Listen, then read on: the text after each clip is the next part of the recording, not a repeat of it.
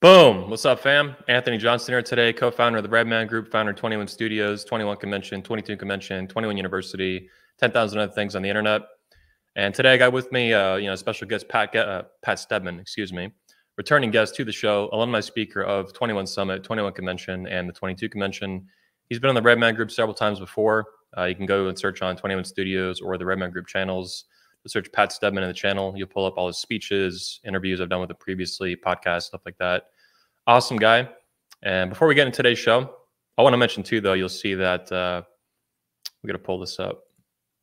We'll pull it up in a minute. But anyway, he's America's most wanted dating coach. And we'll look at some basics of why that is. It's my title I thought up. I thought it was very funny, very accurate to some things that have happened in his life, unfortunately. But also, I want to show you guys that today's show is sponsored by this brand new hat, Make Men Alpha Again. I'll be launching it later today on the 21 store. It's going to be fucking awesome. You should get it. So you can go to the21store.com, support the show, support the channel. You can also check out 21studios.com. Just hit 21 store and it'll pull you right to it. Got all our hats there. Make women great again. Make women pregnant again. Make men strong again. Make women cook again. Make women virgins again. Toxic masculinity. All your fan favorites. They're fucking dope. Wear it in public. It pisses people off, particularly feminists and shit like that. Like I said, Pat is pretty famous for some stuff that happened in 2021, last year, all this crap. It had mainstream news, New York Post, NBC News, stuff like that. Dating strategists busted by the FBI. In my opinion, it's a bunch of nonsense. But it has been amazing to see this stuff hit the news and the fake news media's fervor to attack patriotic Americans. As far as Pat and his actual career and what he does, you can find him at patstedman.com. He has a bunch of content here, a blog that's awesome, a newsletter that's even better. You should definitely join it. He does one-on-one coaching, which I've done myself with him. He's like one of the only people in the world I've ever actually paid coaching for. The guy is that fucking good, that fucking dope. He also has a masterclass that's pretty cool. You can check that out on his site at this button right here, this big orange thing. And you should definitely check it out. It's super dope. I've heard a lot of good things about it. And I think you'll like it a lot. Anyway, without further ado, and selling you guys a bunch of hats to support the show, please welcome to the show, Mr. Pat Stedman. What's up, bro? How's it going, Anthony? It's good to see you, man. Yeah, you too, man. Welcome back to the show. It's been a little while. I think since last year, probably haven't had you in the show in probably 6 to 9 months, something like that. It's good to have you back. Yeah, it's good to be back. Yeah. So, man, what's new with you? Looks like at minimum you got your website completely revamped, brand new. Yeah. What else is new? Yeah, we're gradually professionalizing my business. I've run a successful business, but as my sort of business coach has told me, like unnecessarily playing the game on hard, just not really having. It's been very bespoke, word of mouth, and we've now started to get things more set up for expansion, which is great. And so, yeah, finally, the website's fixed after being a total dilapidated mess. The thing is, like, the content was always good, but the presentation and the marketing, not so much. So we're doing better with that now. Yeah, dude, it looks super dope. Like 100% professional, like way better than, I guess, the one you had before. I know it is, dude. You have an old WordPress site that's been sitting around for 10 years. And you keep posting blogs on it and shit. I know. The tech guy was like, "What on earth?" like the site was barely functioning. Yep. So yeah, no, it's good. But aside from that, I got a daughter. Yeah. We're just looking down the line to keep expanding the family. Pump out those babies. Polish babies, Polskas. Yeah, exactly. Yeah. My wife's Polish is what he's referring to for the I actually forgot to mention this, that like, you're this Chad alpha male patriarch and you're a husband and a father, and it's pretty dope. And your wife's beautiful. She's not a fat old pig like a lot of manosphere wives, unfortunately, which is great. I love it. It's results in real life. Like, you have this beautiful wife, makes beautiful babies and stuff. She's very feminine, very sweet. And I wanted to mention that too, actually. Let me get this out of the way, that you're a pioneer, in my view. You deserve like a presidential medal of integrity and truth for going after intellectual fraud in the manosphere before even I did. And I was also like one of the first. And I think that's one of the most important things you've done, is not only coach men and help men, discover a lot of great ideas about dating and relationships, and avoid a lot of toxic negativity, but you've actually exposed and been on the offense for guys who are charlatans and don't mean well, and they're predators and frauds and shit like that. And you were doing it back in like 2016, 2017, like in the olden days at this point. Yeah, just for people who are, I know that, you know, like the Red Man Group and everything is more of a YouTube sort of business. But on Twitter, you kind of had the manosphere that was brought on the Twitter from Mike Cernovich. And then everything was kind of pulled in with the 2016 election. When Mike went pretty much full time into politics, there was a big vacuum that was created, and Rollo filled that vacuum. And so suddenly all the manosphere content like started to revolve around Rollo. And I kept an open mind. Like I didn't just dismiss it out of hand. And I, engaged with the article. I read his book. I read some of, his posts, and I came to the conclusion by midway through 2017 that this stuff was flawed. And I addressed it initially in a, constructive, proactive way, saying, hey, this isn't really good for men or women. Because look, this is my perspective on it, is that what Rollo does is really fuels feminism. He's the inverse of feminism. It doesn't create a positive, constructive pathway for men to be leaders, to be patriarchs, right? It's really just a bunch of whiny shit. Yeah. And it actually, the subtext of it is that women are the problem and that men are like oppressed by women, and it creates this oppression loop. So anyway, but I was trying to be constructive, like, hey, let's expand on this idea. Maybe we take it this direction. And rather than have any sort of good faith engagement with the arguments, which were very well received by a lot of people because it was refreshing, I was labeled purple pill, right? Oh.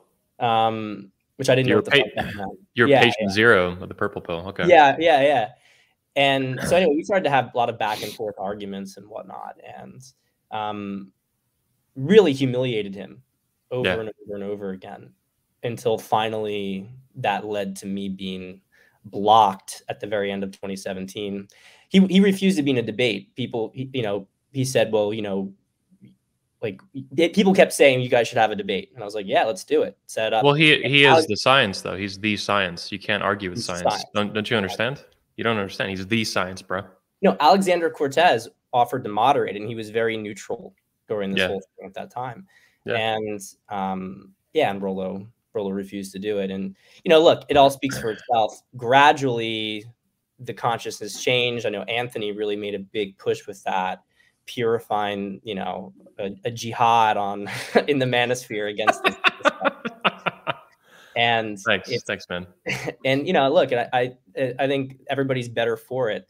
Obviously, they still lurk, but like vermin, they've crawled to their little corners, and the light continues to sanitize them. So we just keep spreading more light into not only the weakness of the ideas, but simply the hypocrisy of the individuals involved. And those two things, of course, always go together. You don't have weak ideas and strong men. Doesn't actually happen. These guys are all fucking losers. And the reality is that if you met any of them in real life, like a lot of guys see some bravado behind the screen, and they think, oh wow, these guys are the real deal. They're real alpha. Like if you get in the presence of these people, they can't maintain eye contact. They have a really squirmy attitude to them. Slimy. Yeah, slimy attitude. Yeah, so the rhinestones and Rollery, Rollery Tommaso is the same way. Yeah, I've heard women who met him describe him as an alien. Like the minute he left the room, like it's that bad. And yeah, well, it's insane how different it is versus the online caricature that these people are led to believe is true. It's just like politicians, like that are doing lines of coke and banging gay hookers, like that governor dude. What's his name? Andrew Gillum. Yeah. But then the public facing persona is family man. I'm a good father, and it's like the two worlds are complete opposites. Yeah, it's an inversion. And, Yeah. without going into the sort of moral stuff, evil, bad people tend to be a complete inversion. They Yeah. pretend to be one thing when they're the complete opposite. And yeah, you bring up a really good point here, which is that even aside from, how these people are as men, right? When what's really jarring, I mean, these are people who are talking about women, Mhm. but do they actually even do well with women? No, Right? zero. I mean, women are completely unattracted to them. So, Repulsed. yeah, repulsed. Yep. That's exactly right. And so when women are repulsed by a guy, why are you listening to him on advice? Yeah. Anyway, unfortunately, a lot of the guys who follow these charlatans are really not looking to improve with women anyway. They're just looking for someone who's going to validate their experience as a victim. Yeah. And so, Soothe their emotions, kind of pet them almost like a dog or something. Like you're a beta loser. It's okay. You can stay a beta loser. Like just take this fake red pill and you can feel better about being a beta loser. it's exactly right. And this is why I bring it back to the point that they are really feminists in the same sense for men. Mm. They're feminists for men because what do feminists do? I mean, feminists do the same shit with women. They tell women it's okay to be fat, ugly, not take care of yourself, have a bad attitude, and that it's not, your fault. Yeah. It's like, no, of course it's your fault. Yeah. Yeah. Well, I put it as, it's kind of like eating, like in nutrition. Like Yeah. there's all these stupid fucking lies that have been going around, a lot of which have been propped up by the government, the food pyramid, like all this crap and school lunches for kids. And there's just all sorts of nonsense the government's been pushing out, and huge corporations that are invested in corn and soy and wheat have put out for decades. And as a young American, you're not responsible for that shit being put out, but you're responsible for eating the poison, and it's your responsibility to stop eating this poison, whether it's information or it's actually like going into your mouth. And so if you're fat fuck, like ultimately it's your fault, even if you're not responsible for the propagation of the lies and the pushing of it. Like feminism too. Like I'm not responsible for feminism at 33 years old being this insane shit show. Most of my adult life, by far, I pushed against it, but I'm still responsible for rejecting these like stupid ideas that, like the things you talk about in your newsletter. Men one-itis and this kind of like fairy tale bullshit that men believe about relationships, and women are just angels. There's no darker side to women. Mm-hmm. So it's like Sean Smith's been going against. He's been criticizing the red pill more openly in the past few months, saying there's some good ideas and utility to it. And the real red pill, not the roll-up pill, which is different, but like the actual red pill community that you're familiar with and me. But also there's a lot of like really toxic fucking shit in it. And so men need to be much more discerning for sifting through this stuff. I was going to say DDJ too, or someone I think he's been on the show a lot. He calls it the red pill blind spot. Basically, because the manosphere and whether it's MGTOW or the red pill community or whatever, because they push against the mainstream narrative of feminism, which is like overtly fucking retarded, men are much more prone to automatically, like very automated, like low quality thinking, believing whatever these charlatans say, just because they're correct in pushing against feminism. And it's like this cognitive laziness to just accept whatever is against the mainstream. And it's like, you need to be a lot more thoughtful than that, than just like, this guy says feminism sucks, he must be legit. Like, come on, man. Well, we say in politics today that with the parties, it's two wings of the same bird. Yeah. Right. It's the same thing with the red pill and feminism. Unfortunately, a lot of guys are stupid, or at least they need to develop their discernment more. And so it's exactly as you say. It's no different than you have some, conservative guy who believes, you have some total charlatan in politics that goes like Lindsey Graham, who says, like, I support America. I'm, the left spends too much money. It's like, okay, wow, I support that. That means he's a good guy. It's like, no, it doesn't mean that. Yeah. They're selling you their own version of bullshit, and you get caught in this paradigm, and that actually fuels it. That's why, if we are going to defeat feminism, you have to actually rise above feminism. Yeah. You can't meet it at its same level of victimization. But look, it's also just a matter of the kind of people it attracts, though. I do think that as we spread more and more light, we'll pull more and more guys away from it. But the reality is that if you have someone like Stone, I mean, Rianne has an extremely low IQ. I mean, like, I don't, when I would have arguments with Rianne, it was very difficult to even, he didn't have the reading comprehension to let's just call him Rihanna Stone. Yeah, Rihanna Stone. I mean, he didn't have the reading comprehension to be able to actually, so it's like you'd respond and then he would, it was like you're at the DMV. Yeah. And you explain that, you know, this is an identification. They say, well, no, it's not because of this, you know, like they can't read the piece of paper. They don't understand it. Like that's how it is with Rihanna. So, I mean, you know, Rihanna, right? So if you're going to follow someone like that, you have to be even stupider. So hang on, I want to clarify. You're claiming, and I support this claim if I'm accurate here, Rianne Stone is the DMV of the manosphere. He's a DMV of the manosphere, 100%. Okay. I love it. 100%. I love it. I love it. Sub 90 IQ, no question about it. Yeah, he's like that in real life. Like he's kind of retarded. And he told me his girlfriend or his wife, I think she became his like piggy wife.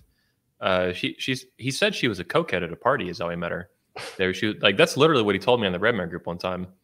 So it's like these guys, and he wifed her up for some reason. I guess true love is true love or whatever. I'm not going to get in the way of marrying a cokehead, but I will make fun of it. Mm-hmm. And she's also very overweight and stuff like that. She's not as big as the official Miss Piggy of the Manosphere, but it's very consistent. Like you're saying, these dudes are dumb or hypocrites or fraudulent. And then if you look at, you know, their wives and girlfriends in real life, the women run them, and then they're all fat and they're all usually really old. Yeah. And it's every time. I mean, it's that retarded. You know, you have the single mom experts and all this kind of shit. But yeah, I mean, I make that comment about Rianne though, just almost actually to give him a little bit of a pass. Like I don't think he even understands enough to be able to think beyond that sort of black and white thing. Rollo is not stupid. Yeah. Rollo isn't stupid. I mean, so he's just disingenuous. I think Rollo is also like mentally ill. Like, I mean it. Yeah, he's been ranting and raving lately about pathological personalities verbatim. There's one video where he was bitching about me for like 2 hours just recently. And he probably said pathological personality like 50 to 100 times. And it's like, this is such overt projection of someone who is a pathological personality. You need like extensive one-on-one therapy with an actual clinical psychologist. You're clearly a fucking narcissist. You're never wrong. You won't debate anybody who thinks that you're wrong, which is like the definition of an honest debate. Duh. Yeah. The few times that he does, he's debated Dr. Sean Smith and Stefan Molyneux. They both ran circles around him and basically made him cry. You can see his face in these interviews, actually, the physiology of it. He gets more and more butthurt like every 10 minutes. You can see like he just tightens up and gets all fucking pissy because he's like a little girl who's like losing this debate and he can't handle it. He can't just say, oh, I was wrong about that, or let me look more into that because I'm going to double back on what I think because maybe this guy has a point. There's just none of that. Yeah. It's a peak retard. Yeah. And you know what's sad too is because the red pill got quarantined on Reddit, it used to be a lot more diversity of ideas and opinions. There's a lot of guys who hated Rollo long before me or you had any problems with them. And because Reddit as a big tech kind of company, you know, quarantined it, it really like castrated it. It cut off all the membership and the viewing. It just fucked it all up. It's basically like deleting it or banning it. Sure. And Rollo has been trying to push hardcore on YouTube that like he is the red pill. And this is not even remotely accurate. He's always defined it as his own version of the red pill, which is why I call it the Rollo pill, because it was distinct in the manosphere in general and even in the red pill community as being his own thing. And he's been trying to do this switcheroo, this bait and switch on these naive 18-year-old kids on YouTube that just soak up whatever they fucking hear. It's really getting bad. Yeah. It's like we should move on to some other topics, but just because I hate the guy, it makes me want to puke just like thinking about him because he's like such a piece of shit. So yeah. No, I mean I completely agree. Let's get back to dating. Let's get back to dating relationships in the manosphere in a minute. Let's actually move on to something more fun: Ukraine and Russia. I see like all this. So my view of it, my take, and I want to get yours, is like there's just a lot of hardcore simping for Ukraine, and these people like aren't even remotely thinking about what they're being fed. All the propaganda that we see in the West is like super hardcore, one-sided, and that to me just screams like scam. Like when the whole fucking narrative, all the neocons come out of the woodwork, all the neoliberals, these limousine liberals, the Lindsey Grahams, the Mitt Romneys, all the Democrats, all this garbage. Like they're all pushing the, like Russia is the devil and Ukraine is like this, and Zelensky is like this knight in shining armor. And it's like this is not reality. This is war propaganda in the extreme. And everybody who's been criticizing the government for the past 2 years or whatever on the COVID stuff, all of a sudden they just believe everything that they're told. Like it's what is it? The Schadenfreude? I can't say it. Schadenfreude? Yeah, Schadenfreude. I don't know how to fucking pronounce it, but the mental gymnastics people are doing just in the past couple of weeks has been amazing. And even a lot of people who are much more pro-Trump and anti-establishment, anti-deep state, even a lot of those people have been sucked into it. And I want to know your kind of take on it and why you think, if you can, there's been even more hardcore simping for Ukraine than there was for COVID, which is also like retardville USA. Well, I agree with everything you said. I'm going to give the audience some context and background because most people don't know any of this information, and it's very important. In 2014, the U.S., the CIA, overthrew the democratically elected government of Ukraine. Now, look, I'm not going to pretend that that government was not corrupt. It was corrupt. But the person who was in power was Yanukovych, who was more aligned towards Russia. In Ukraine at that time period was really split 50-50 between wanting to be part of the West and wanting to be part of Russia, or wanting to be integrated with it. It was more a matter of being part of the EU economic zone versus the Eurasian common economic area. So when Yanukovych won again, the CIA did a color revolution, which, very interesting about that. We had our own attempted color revolution here. And let's just say, I think that people are going to be surprised at the levels of similarity between the two things, but we won't get into any more of that. At any rate, they overthrew the government, and it was actually quite a terrible situation. They had snipers shooting civilians in Kiev. They burned over 40 trade unionists who were protesting against the overthrow of the government alive in Odessa.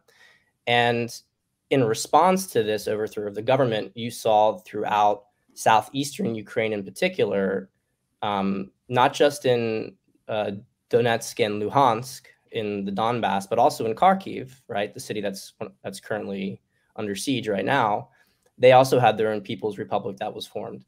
And this became, and then of course Russia took Crimea. This became a big thing. The Ukrainian military in 2014 was only about 6,000 men. And so these militias were able to basically get formulated. Anyway, money starts being thrown in from the West to back the Ukrainian military. The Russians start to back these militias. The one in Kharkov was put down. The two in the Donbass managed to sustain themselves. So what people don't understand, they're saying like, oh, the war, 3 weeks ago, this war broke out in Ukraine. That's not true. There's been a war for 8 years. And the Ukrainians have been shelling Donbass indiscriminately, killing civilians. There's been multiple 5 figures worth of people who have died in the Donbass. And the Ukrainian government had the audacity just 2 days ago to post some cheesy, poor civilians being killed in Ukraine when they dropped cluster munitions in a civilian area. The photos they were using were of them killing civilians in the Donbass. Okay, yeah. So this war's been going on for a while. So now let's fast forward this stuff, and I won't go into some of the more, which I think frankly have some credibility, but theories about the biolabs and what exactly was going on in there. But Ukraine at this point the corruption has gotten worse and worse. And about Biden's involvement with Ukraine, the Clintons' involvement with Ukraine, with Burisma, et cetera.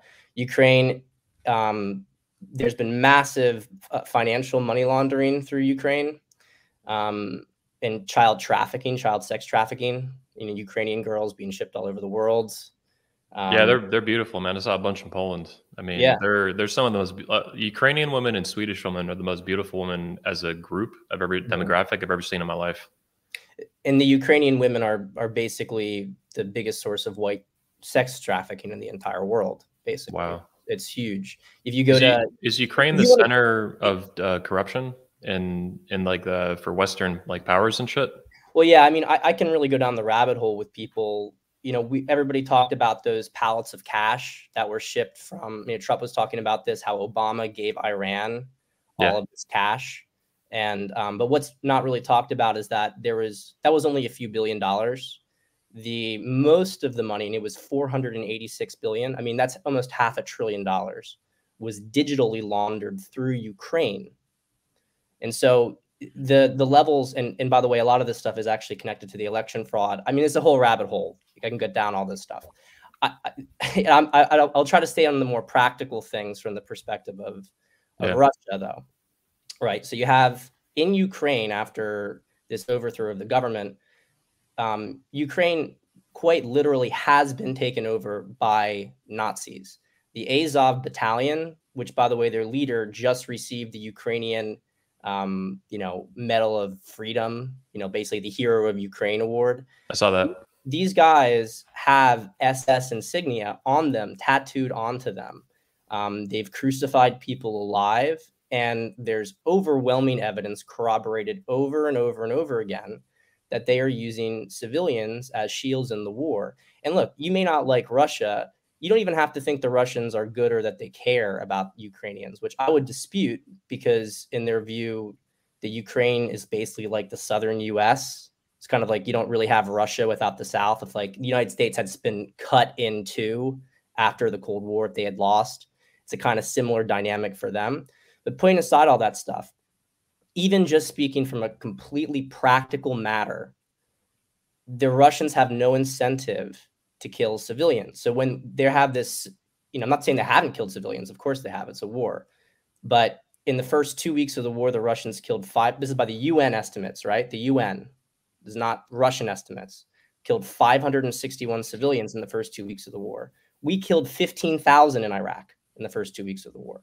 So if people are like this shock and awe, why hasn't Russia taken over all of Ukraine? They can't move fast enough. Their military is incompetent. I do think that they made some tactical mistakes, right? I think that they were expecting less resistance than there was. But fundamentally, people also don't understand the Russian strategy, which is to minimize civilian casualties, which means a much less indiscriminate approach. Yeah. And on top of that, the Russians follow the mindset of Clausewitz, which is that you engage the enemy army. And if you look at how they conducted operations in Syria, they tend to bypass cities. And what they do is they surround the cities, and then they create humanitarian corridors. And the idea behind that is, of course, to get civilians out of the cities, but it's actually also to encourage the desertion of regular army units to sneak out with the civilian population. They're actually okay with Ukrainian soldiers deserting. They want Azov, but they don't care about regular Ukrainian soldiers deserting. I'm just kind of amazed because I've seen this propaganda that you're like referring to here, and it's so fucking obvious and it's so fucking overt. Like, for example, killing civilians. Like, no shit, that happened. It's like even one person getting killed. I'm sorry that happened. Like, this is not a good thing. But this is what happens when there's an actual conflict going on. And you're right. America went into Iraq, and we ended up killing, between Afghanistan and Iraq, somewhere between 500,000 and 1 million civilians got killed. Never mind like war combatants and stuff. Like America's, and every place that America's gone into for the past 60 years, a shit ton of people fucking die. This is how wars just fuck. I mean, I'm not even going to excuse that. This is just part of what happens at war, though. And it's like but the mainstream narrative is, oh, they killed some civilians, therefore they're evil. It's like, dude, this is not how fucking real life works. Like, it's like propaganda. The propaganda is for like fucking 10-year-olds. It's like it's that retarded. Well, because the American public, Western public, has been really brought down to the mind of a child, right? Yeah. They watch Marvel movies, and everything is in this sort of, okay, who's the hero and who's the villain, and and it's just all caricatures, and they can't think in any sort of realistic terms. The bottom line is that the West was trying to provoke this war with Russia. Russia's terms were extremely like reasonable. Basically, they wanted Ukraine to be neutral, and they wanted guarantees that it wasn't going to join NATO. Yeah. And not only were neither of those, and also this, I mean, this is actually huge, is that the Ukrainian government has banned the use of Russian. So over half the country speaks Russian, and they won't, and they removed it from all programming. you're not actually allowed to use Russian in any sort of commercial dealings, or it's punishable by law. I mean, they were trying to basically erase all of Russia's connection. And by the way, Ukraine, as its current form is, it was created by the Soviets. And a lot of Russian-speaking areas, Novorossiya, which is the entire south, the eastern portions, those were never historically Ukrainian. They were lumped into this. I mean, Crimea was certainly lumped into it. Khrushchev gave it to Ukraine because his wife was Ukrainian. I mean, it was like literally in the 50s. It was like a gift to his wife. Wow. It's so the borders of Ukraine itself are arbitrary. Russia's terms were fairly reasonable. But in the week before the invasion, two things happened. First, three things happened, actually. First, Zelensky went on this big rant talking about how, they needed to join NATO, and no one in NATO disagreed with him. And then he said that they needed to reconsider the 1994 treaty, which was when Ukraine gave up its nuclear weapons. Mm-hmm. So then Ukraine was talking about getting nukes, basically. And then that same week, after Russia had pulled its forces back, Ukraine mounted a massive offensive on the Donbass. And so, which would have overrun the Donbass probably. So everybody's like, well, I can't believe Putin, went to war. Like, I don't care. He shouldn't have done it. Well, you know what? I actually think you're probably a pussy because you don't understand what it's like to lead a nation, and you're not willing to take any sort of considerations into your security. Our country, United States, has absolutely zero right to talk about just war. Every single war we have been in since the end of the Cold War has not been a just war. Yep. You can make some arguments perhaps about the initial invasion in Afghanistan, but everything else besides for that. And by that, you mean like the first year before Obama, I almost said Obama, before Osama left. Yes. Yeah. Exactly. Everything after that, the next 19 years have been full retard. Yeah, exactly. Yep. So, I mean, it's just absolutely inconceivable that you would, as the leader of Russia, allow this sort of baiting to occur. And the reality is that I think Russia objectively exercised every single diplomatic option they possibly could for 8 years. People were like, well, why didn't they be diplomatic? You guys just have no fucking clue what's going on in the world. You didn't pay attention to it. I mean, all these people didn't even know, they couldn't find Ukraine on a map a few months ago. No, they couldn't. Like all these people, dude, I found a fucking neighbor walking around my neighborhood, big Ukrainian flag on their house. And I'm like, get the fuck out of here. Like it's just one of these, another fucking I've seen that, like all these people around where I live and shit. Like it's just in Florida. It's just fucking crazy, man. These people are absolute sheep. They don't know shit. Yeah. And let me just make a little interesting side connection here with Libya, right? So Clinton killed Gaddafi, right? And people kind of wonder what was the real reason for that. Gaddafi, when they got rid of Gaddafi, that's when all the migrant streams to Europe opened up.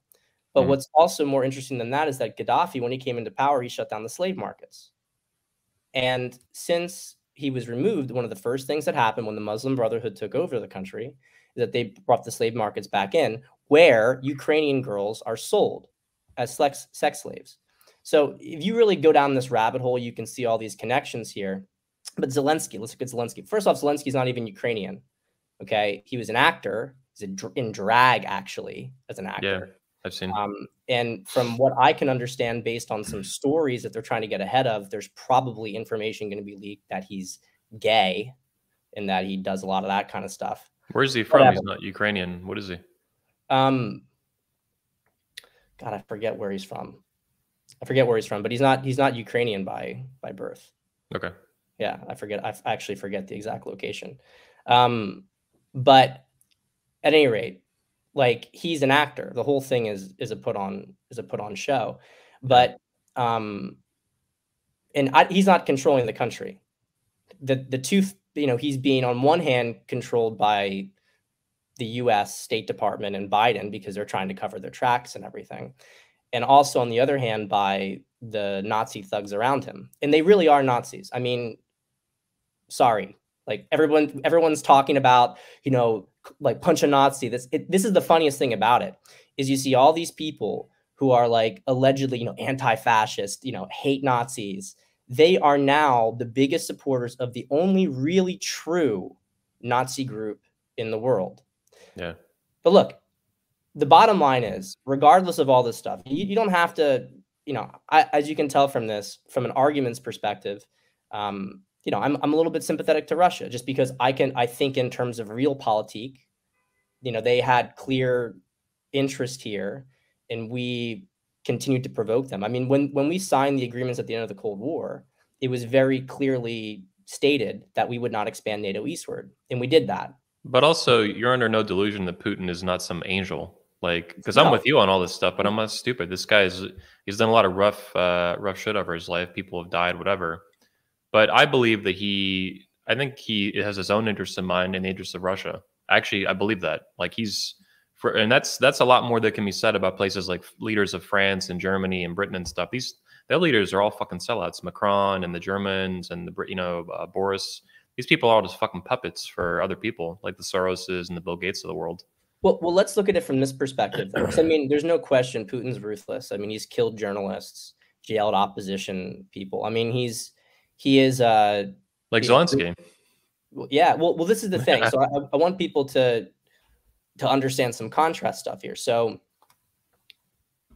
people saw the other day, there was, people cheering about this, that some woman went on while they were doing a broadcast on Russian news. She held up a sign basically saying, "Stop the war." Okay. What happened to that woman? Oh my God. And, Putin's evil, tyrannical state. She got a $300 fine, or a 300 ruble fine, right, for doing it. But in Czech Republic or Slovakia, if you were to have a conversation like this, you'd be sentenced to prison up to 25 years just for publicly talking positively about Russia. Wow. They've frozen just people's bank accounts in Britain just because they are Russian. Okay. And let's not forget, prior to all this happening, what were they doing in Canada? What was Trudeau doing in Canada? Freezing dissidents' bank accounts. Yeah. Okay. So whatever Putin is, but don't for one single fucking second think that you live in a sovereign, free, democratic country. You do not. You do not. In America, we have political prisoners right now. There's people arrested for the January 6th stuff, 500 or 550 or so. Yeah. They're political prisoners, in my opinion, of a fucking witch hunt. And this shit is evil and tyrannical, and the founding fathers would be extremely angry, to put it nicely. America is actually the only Western country that even has any minimal protections, because the Constitution, even though it's being frayed and beaten up, still has some punch behind it. Yeah, but teeth. In countries that, teeth, but in countries that don't have a constitution, it's literally completely irrelevant. The government can do whatever they want to you, and don't think it's not going to happen. Ukraine just this week, free Ukraine, right? Just implemented literally the World Economic Forum's global reset plan to have all of your identity on a vaccination card that connects it to all your funds. Yeah. They're going to be trying this stuff here. This is the whole idea behind it. And as you were saying, Anthony, all the stuff with COVID was reaching a boiling point, and how these guys work, they're kind of magicians in their own sense. So they get your energy up, they get you all pissed off, and then they redirect your energy in the way that they want it to go. So everybody was getting really, really angry at their governments. They've been cooped up for 2 years. And then the government's getting more and more harsh and tyrannical. And then all of a sudden, it's now on Putin. Putin's the bad guy. Look over here. Look over here. This hand. Yeah. Direct your anger at some guy across the world with a proxy war that has nothing to do with you, that you didn't even give a fuck about a few months ago. Yeah, exactly. And this is, I think, important to be said. You don't have to, you can disregard all my arguments if you want to about Putin, whatever. If you don't think, I still don't think it was right that Russia invaded Ukraine. Okay, fine, whatever. I don't care. You can have that consideration. The reality, though, is, what does it have to do with us? Does it have anything to do with us whatsoever? What does it have to do with the Russian people too, who are being penalized aggressively? The whole West right now, at minimum, is trying to bankrupt this country. They're trying regime change to get. There's leaders in America like Lindsey Graham calling for the assassination of Putin. All the services getting cut off. Who gives a fuck about Netflix? But it's way beyond that. it's credit cards, bank processing. Like this is a war on the Russian people that had nothing to do with this, basically, right? Like Yeah, this is fucking retarded. and of course, their intention was to get Putin out of power, but all it's done is backed up his support, because then even Russians who didn't like Putin are like, well, wait a minute, they don't really hate Putin, they hate Russia, they hate me. Yeah. And so now everybody's behind it. I want to make a point here, because you brought up the economic stuff, which is really, really important. Yeah. A lot of people have asked, why didn't Russia do any of this stuff in 2014 when the Ukrainian military was like, tiny and everything? Well, I think first off, aside from the optics and trying to give diplomacy a chance, I mean, the Ukrainians never agreed or abided by the Minsk Accords or the Minsk II Accords, which basically had to deal with the conflict in the Donbass, and which would have allowed them actually to keep the Donbass just as an autonomous region, which they refused. They've refused everything constantly with negotiations. They've refused it. But back in 2014, Russia was very, very integrated with the global economy and very fragile. And so they could have really gotten knocked out. In the last 8 years, Putin has gradually reduced his holdings of US treasuries and has increased his holdings of gold, actually even silver too, and Bitcoin even. Russia was prepared economically for this. So you hear all this stupid shit in the media about how the sanctions are killing Russia and everything. No, it's not. I mean, look, are they facing some tough times? Sure, their inflation, they have inflation now.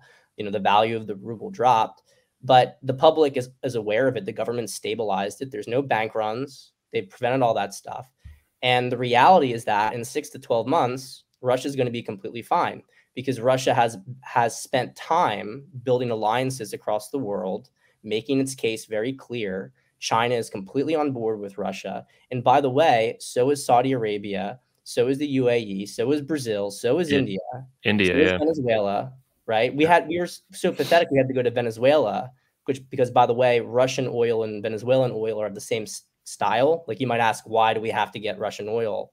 We were getting Russian oil to replace Venezuelan oil because it's a medium crude, which refineries you can't just like substitute it with light crude from Saudi Arabia. So then we tried to go back to Venezuela. All these countries are basically saying, fuck you. The West is run by degenerates who are frankly criminally insane.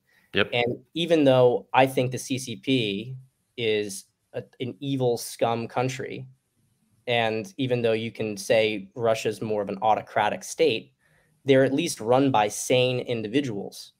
We are not run by sane individuals. Yeah, the people running America and Canada and Britain are like suicidal in a way. Yeah. Nationally suicidal for globalism or whatever the fuck they want to promote, the WF crap. I think they're genocidal too, to be honest. No, 100%. 100%. I mean, they want to kill 13 out of 14 people. They've said that, but whatever. The whole point here, though, is that their intent to hurt Russia is only going to lead to the collapse of the dollar as the world reserve currency. And that is happening. That is imminent.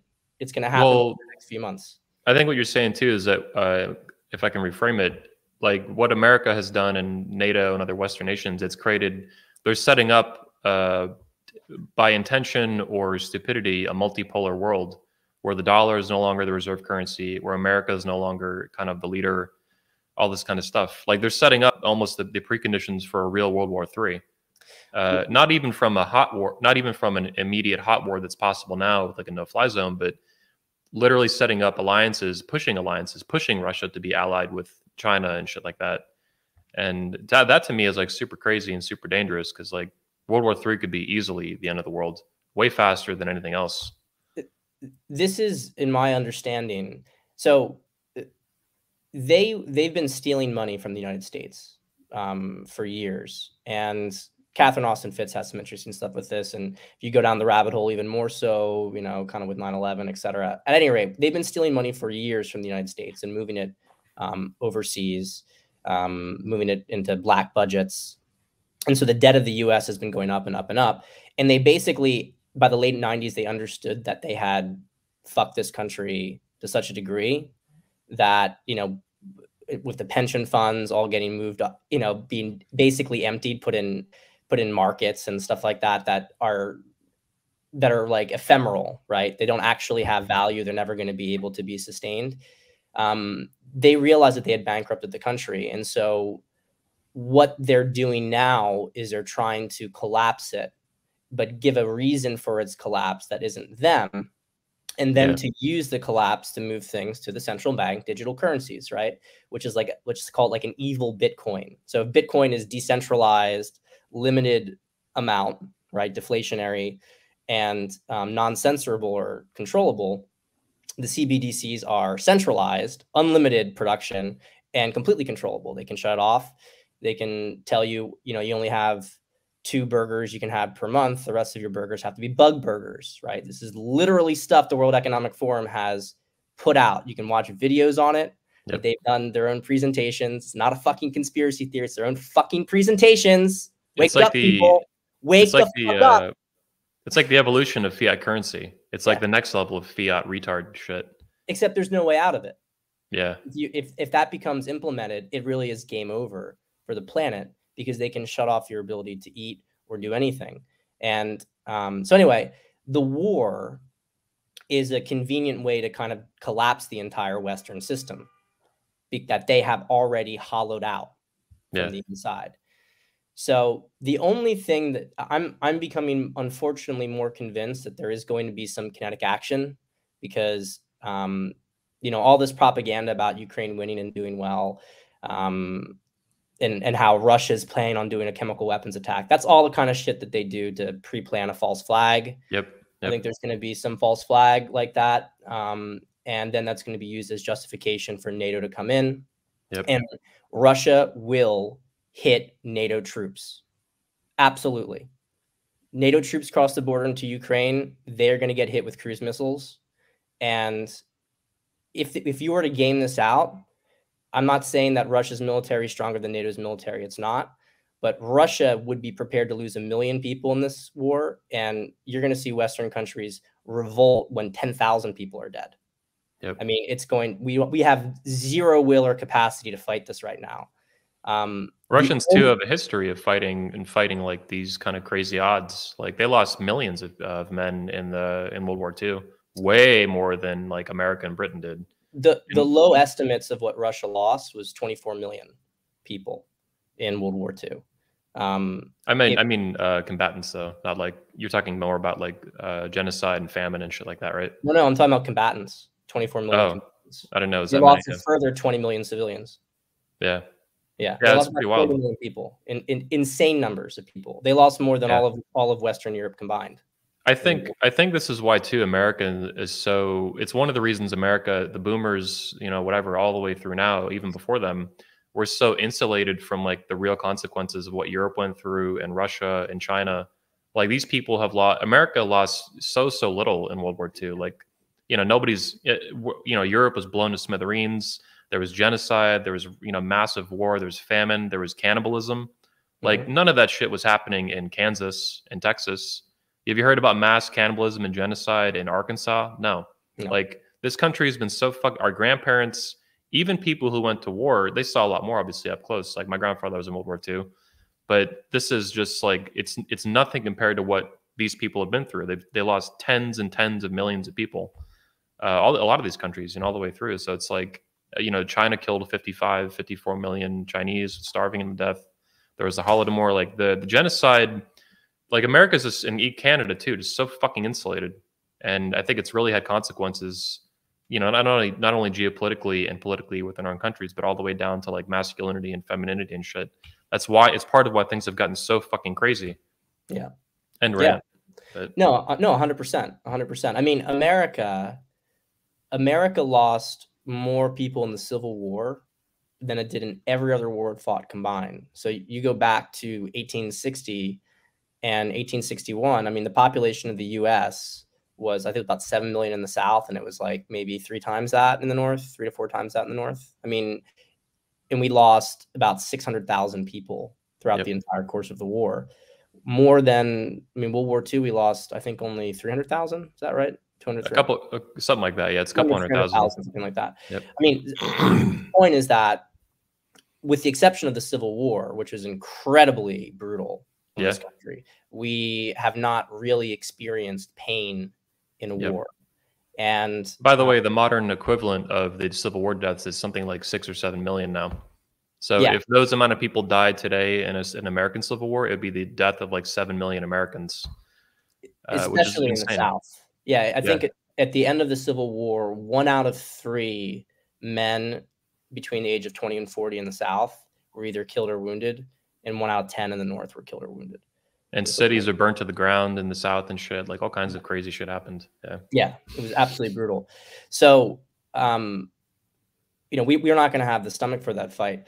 The only thing that I feel positive about with the situation is that I don't expect it's going to get nuclear. And the reason is twofold. Well, first off, the Pentagon does not want this war. This is being driven by like the State Department and the CIA and stuff like that. The Pentagon keeps shooting stuff down. Not that they won't get dragged into it. They obviously have their lackeys there. But within, and I have my own kind of theories about some of this stuff, but I'll just suffice to say, I don't believe that ballistic missile command has given access to Biden. And there's a lot of evidence of this. And so I don't believe that sort of core group, which is the only part of the military that is not infiltrated and is heavily, like highly professional, the most serious people who deal with the nuclear weapons, Trump shut them up in Cheyenne Mountain on March 15th, 2020, out of an abundance of caution because we may already be at war yet. And Cheyenne Mountain has not opened up since to the outside world. So they knew some shit was going on with the release of COVID. But at any rate, I think that some of that idea about kind of what's been going on with this regime has trickled through the ranks. The Pentagon's becoming, especially after Afghanistan, they're becoming more and more, you know, pulling back more and more. And frankly, though, even if all that stuff I'm saying isn't true, at the end of the day, nuclear forces of Russia and the United States are in constant conversation with each other. They're always communicating. So whatever else happens on the ground with, you know, conventional weaponry and stuff like that, those two groups are very, very serious, and they're talking to each other. And I'm telling you that if Biden were to tell American nuclear forces to fire a nuclear weapon, they would not listen. You know, I don't actually think that they even recognize him because he wasn't even carrying his own. He was carrying his own briefcase. You know, like this is something that indicates that there wasn't really a handoff of that material to him. Which, it's probably like ice cream in the suitcase too. Like, yeah, exactly. Chocolate chip. You know, as if he could even remember how to put the codes in anyway. Yeah. But you know what, to be honest, people think it's a matter of like, oh, the president types in the code and they fire the missiles. That's not how it works. Since 1954, they have all sorts of protocols. It's a handshake agreement. The president sends a message to nuclear command to launch, and then the generals in nuclear command use their own judgment to decide, is the president compromised? Is there, and they have all sorts of protocols that have been in place since 1954 to deal with this in the event of like a Manchurian candidate kind of situation. So anyway. Yeah, which we've kind of had nonstop with a few exceptions for a long time. Yeah. So let's move on. Let's move back to dating and stuff. It's fun talking about this because it's such a huge, well, I don't want to make light of the fact that there's people suffering and dying, but the stupidity of it all on the American side and the West side and all the simping, it's so sad too, if we can close it out. Like, I want to get your thoughts on this real quick. There's a lot of MAGA people that, you know, Trump Republicans, so to speak. I'm not really a Trump Republican. I'm more of like a Ron Paul Republican, but I love Trump and I love what he's done. And I'm looking forward to seeing, I saw him recently in Orlando. It's always super cool seeing him in person. The light, the energy of that guy, man. It's crazy. But you know, even like the Sebastian Gorkas and a lot of other people that I kind of liked, it's like they've just been hyper simping for Ukraine. Totally in alliance with like the Hillary Clintons and the Lindsey Grahams and the CNNs and the MSNBC. It's like, it's pathetic. Yeah. I really didn't expect the simping to be so hard and so fast. It's like they have like cognitive whiplash from it. They came around so fast on this. And it makes me sick. Like it shows you how entrenched neocon thinking is, even beyond neocon individuals and the neoliberals and the uniparty. Like it's demoralizing almost in a way. That's how bad it's been, for, in my opinion, to see. There's a couple of people like Ian Smith, for example, one of our own speakers, who's running for Congress in New Jersey. Fuck yeah. I see him all the time. He runs my gym. Yeah, I love that guy. Yeah, he's amazing. Yeah. We actually just edited a speech. It's actually on the channel now. It's not public yet, but we got it done. But yeah, he's one of the few, and there's a couple people like him that have been consistently like Ukraine. All this Ukraine shit is retarded. But have you seen that too? Like a lot of people that you supported and liked have just like turned tail on this shit, like retards. Well, I don't know to what extent.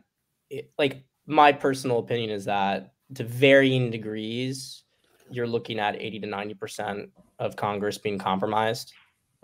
Easy. Yeah. Yeah. I mean, you can say how badly are all of them compromised? There's maybe only 20% are true, like evil scum in on everything. Other ones are maybe just blackmailed because they did this or that. But whether there's weak cowards, like they are. I don't discount that.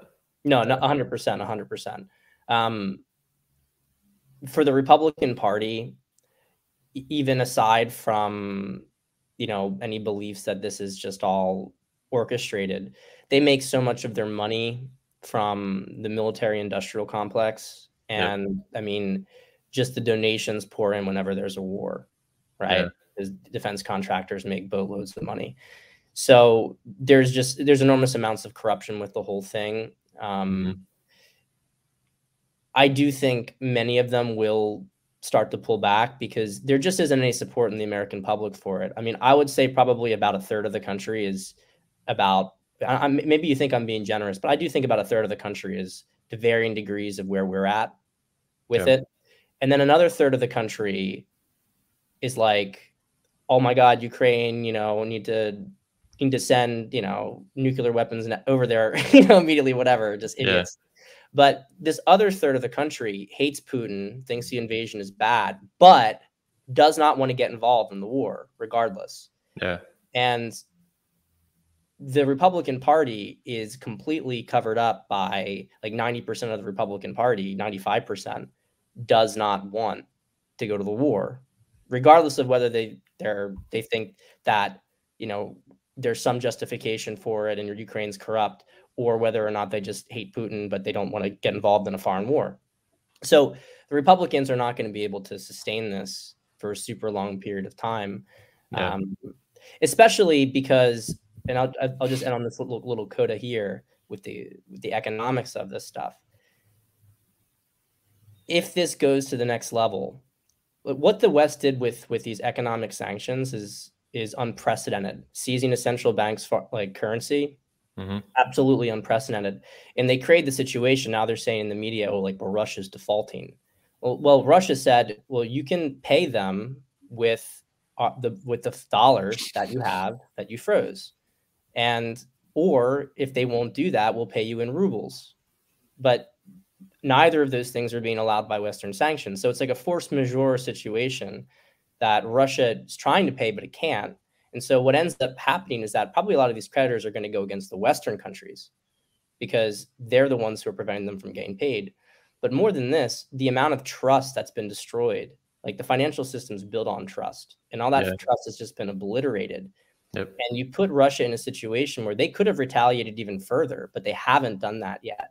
But if war breaks out, you better believe that they're going to cut off the oil and gas to Europe.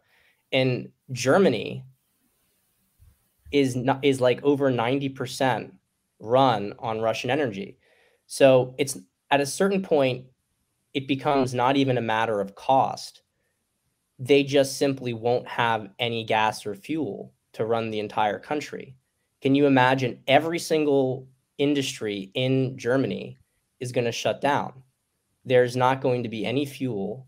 There's not going to be, prices of everything are going to go through the roof. I mean, fertilizer and food, Russia and Ukraine and Kazakhstan and Belarus account for over a third of the global production of wheat and fertilizer. I mean, this stupidity is unbelievable. We are going to get gas in the United States at $9 per gallon, but US is going to look pretty compared to Europe. Europe is totally, completely fucked. And when people realize that this war, Russia is prepared to take pain, but they're not just mentally prepared, they are economically prepared to do it. We are not. This whole paper tiger is going to collapse big time. And when that happens, I do think you are going to start to see more of this energy get redirected back against Western governments from the population. So good. I fucking hate most of our government, so I'm all about it.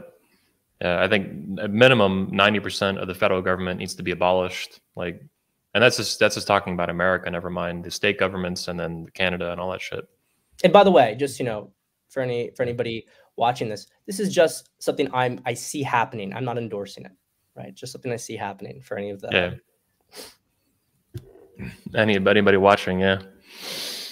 Yeah, I mean, there's all kinds of people that stalk the manosphere now. There was like a Secret Service, public report that came out a couple of days ago. I'm, of course, preparing an open letter to my governor, my attorney general, my state, my senators, Rick Scott, Marco Rubio, a couple other people.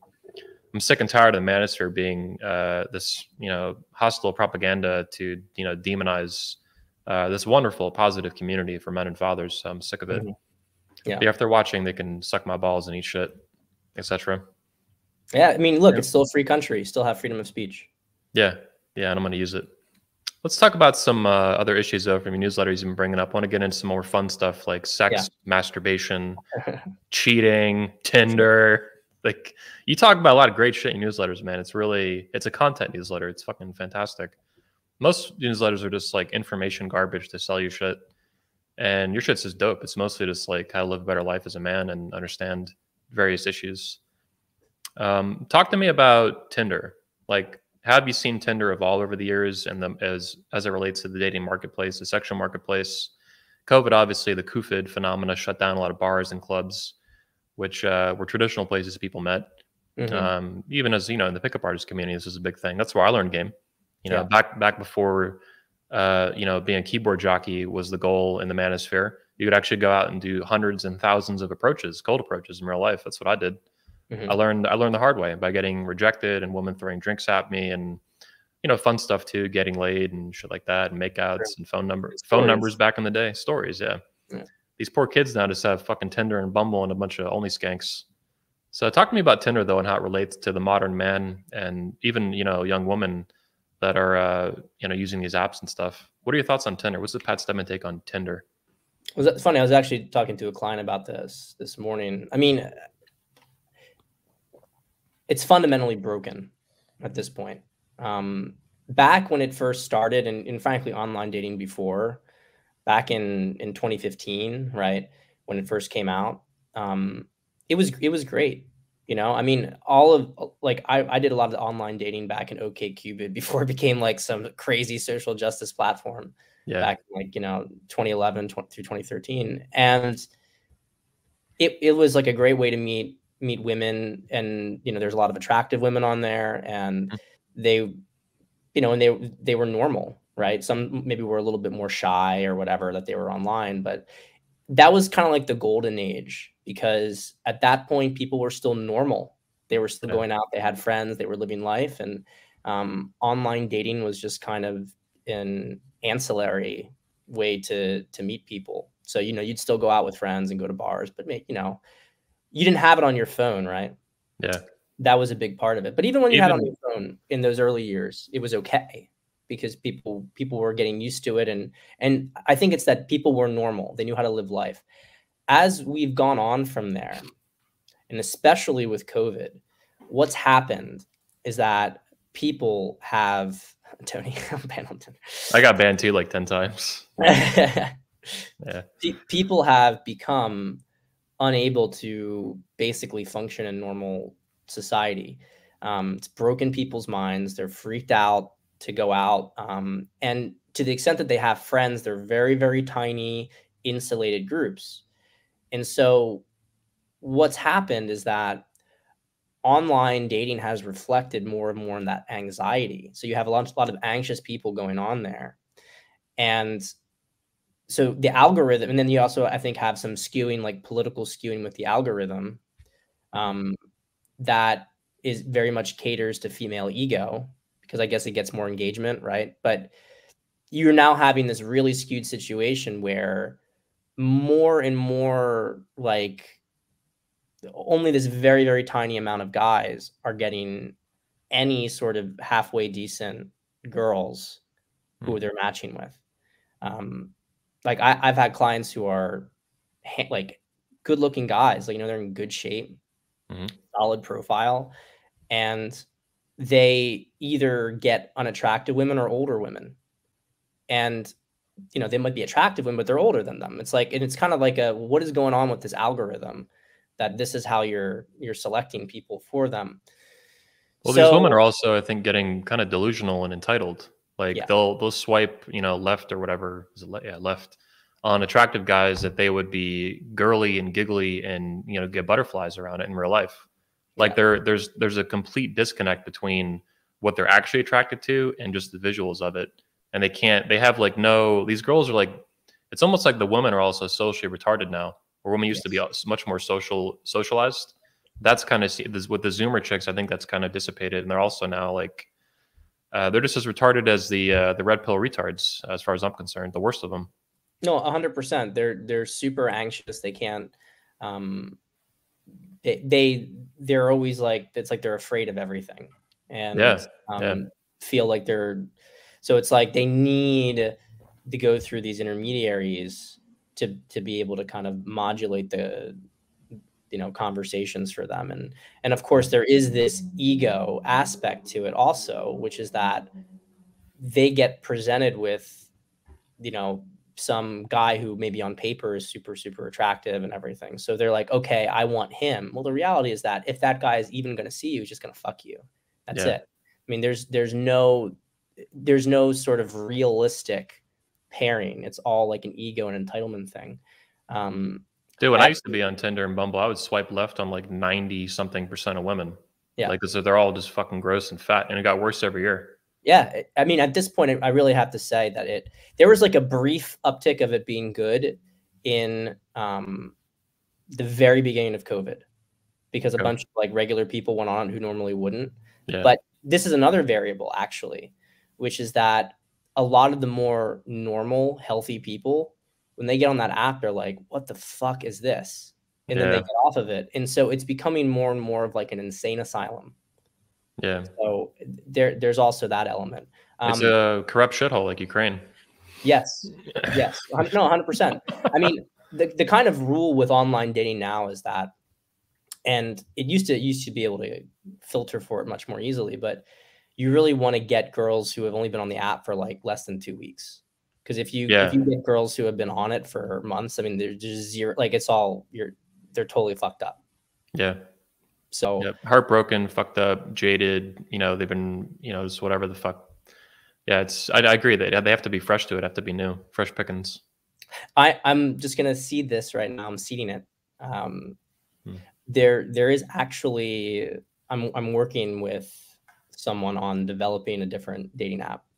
Cool. So that's the first kind of announcement here. That's going to break all this shit. You know, we're still in the preliminary phases of it, but cool. It's I feel optimistic about where it's going to go. They've pretty much all been like super feminist too. So anything that would be against that narrative would be great. Tinder actually is less retarded than Bumble was the worst of it.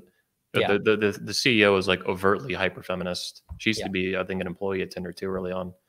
Right. Yeah, I got banned. Bumble too is much more effective at banning you. Like I could get around Tinder bans for a while, but Bumble was they started tracking like my IP address and shit. Like they even banned me from Twitter once. I posted on Twitter the official Bumble account. I was kind of mocking them because I was posting screenshots of the shit I was saying to girls that would get me laid. Yeah. You know, it's kind of asshole game stuff. And the Bumble people were like, oh yeah. And they fucking banned me like immediately in my actual Bumble account. I was like, holy shit. Yeah. I think they just, because my name Anthony was on it, and I think they were able to identify by Orlando and Anthony or whatever. Mm-hmm. I guess there wasn't that many Anthony's in Orlando, maybe a few hundred. And there was some the speed of it though. The speed of it, was amazing. Yeah, you triggered one girl behind the scenes there who really went on that. Yeah, dude, it was like within an hour. I was like, holy shit, these people are psychos, dude. And all I was saying is like, I want to come over your face and make you my girlfriend. Like this is standard, you know, kind of stuff. Yeah. Bumble too, you could send dick pics, which is pretty cool. Tinder, you couldn't send dick pics on Tinder. I think early on you could, but that was before my time.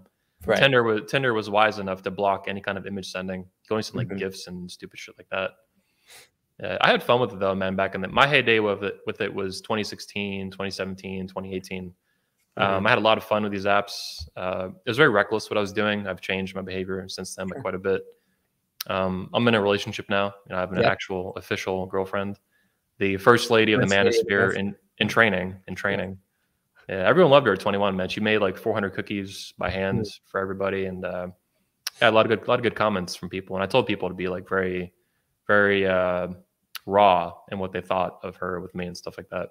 The She's Fosters. beautiful. I mean, she's a beautiful girl. Thanks, I haven't met her in person, but I look forward to that this fall. Yeah, I do. Yeah, I really wish you were there last year, and look forward to seeing you back, man, at 21, 100%, and 22, and even patriarch now that you're a patriarch, your father. Yeah. Let's move on to some other subjects from your newsletters. Enough about, Tinder, such a shithole of stuff. Let's talk about your speech, actually, which is Healing Yourself as a Man, that you gave at 21 Convention 2020. And I put it out recently, about a month ago, maybe 2 months. Yeah, late January, early Feb, I think. Yeah, it hit pretty well on the channel. People got good views. People loved it. The watch time's like super high. People actually cared about it and went all the way through it. So talk to me about healing yourself as a man, because this seems like it's fucking, at least in the red pill wing of the manosphere, even the black pill wing, there's not a lot of like healing going on. It's just a lot of like theory and, different forms of negativity. Those two communities don't get along, which is kind of cool. Yeah. I like the black pill guys that Tony hangs out with, for example, a lot better.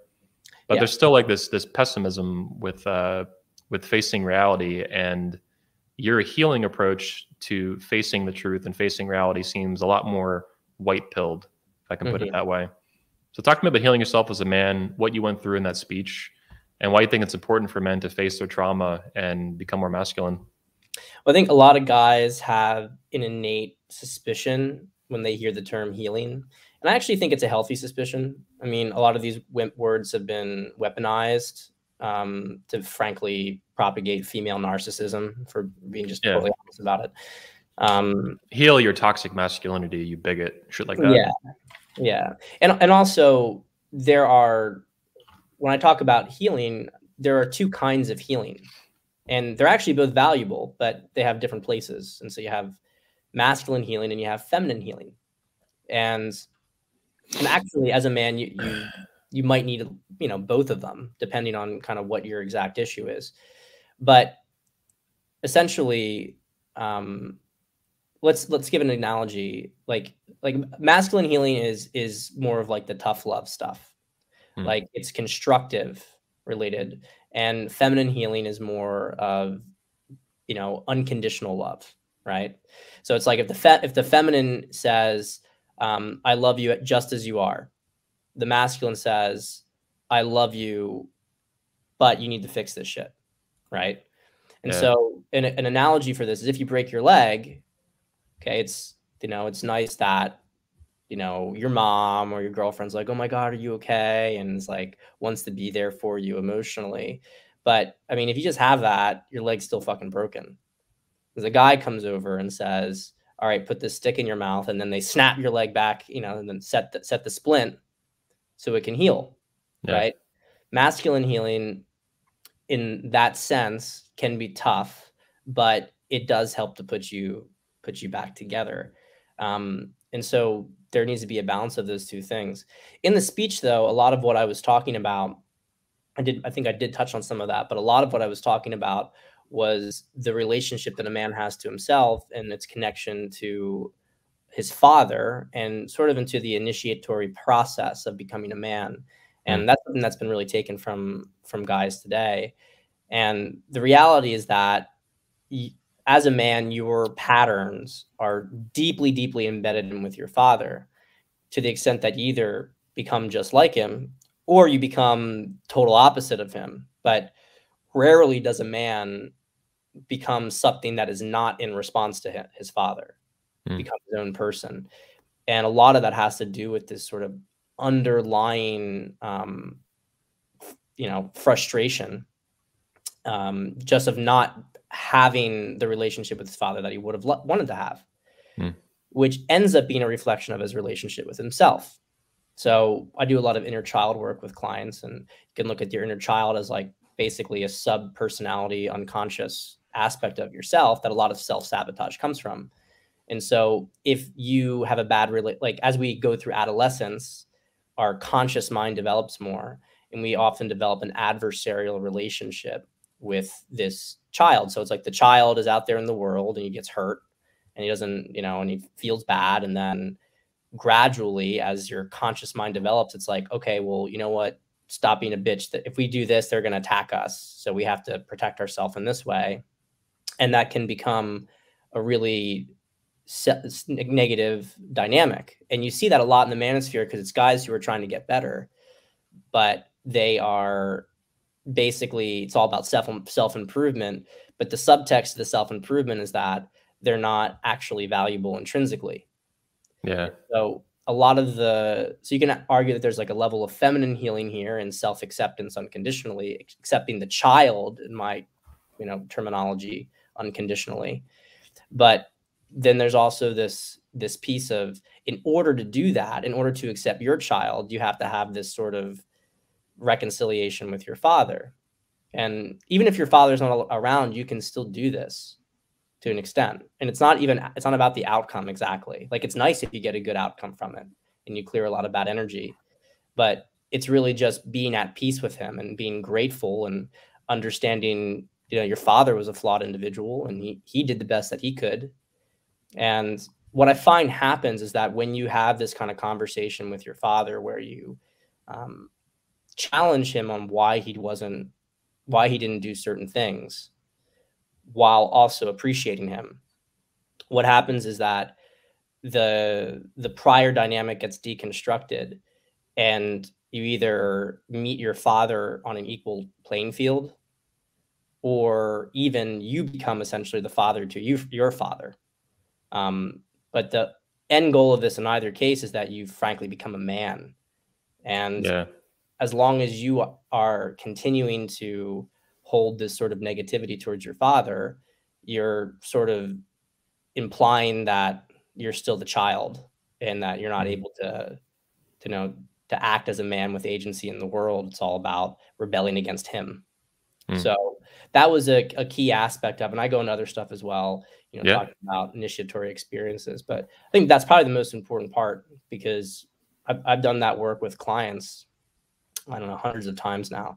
And it's just absolutely astounding. Almost every single time, it just leads to like a completely different dynamic with his father and himself.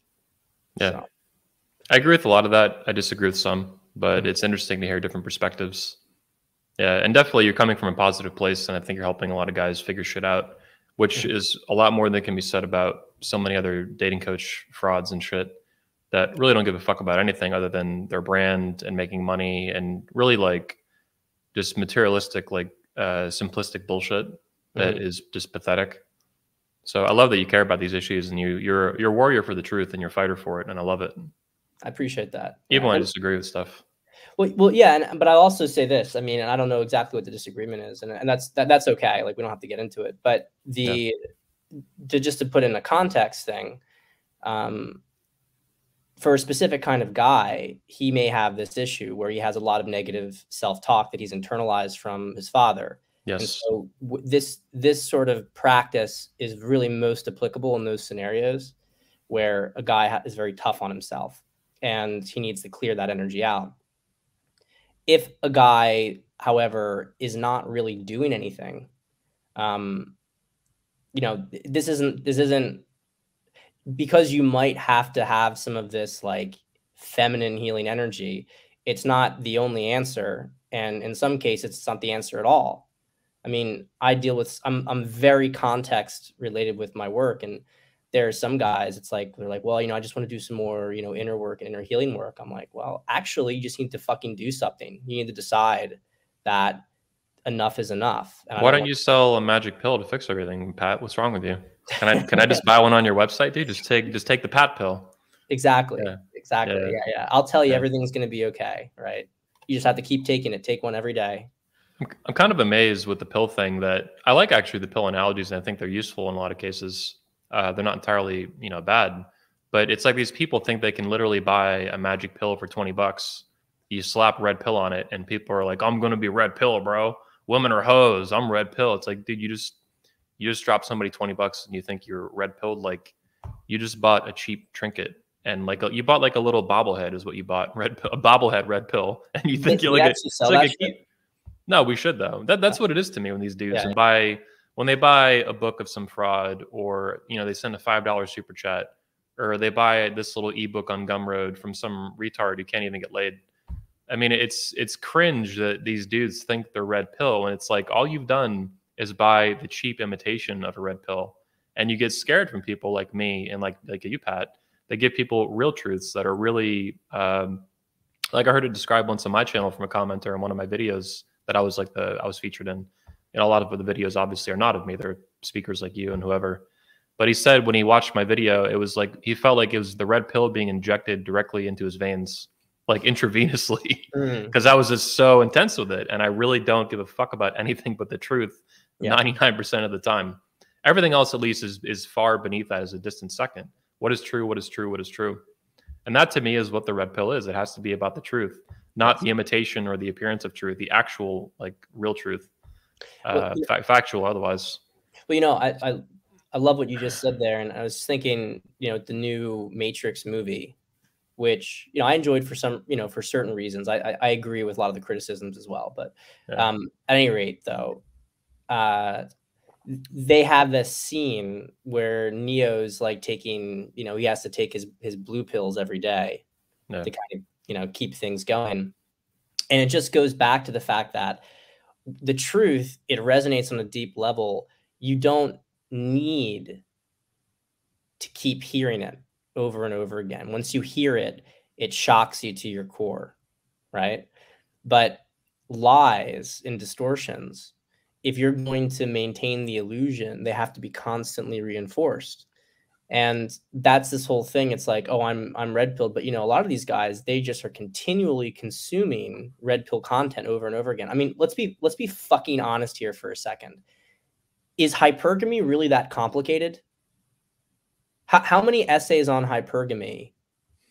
Like, I'm the world's expert on hypergamy. And I can tell you that you do not need to write 4 books on hypergamy.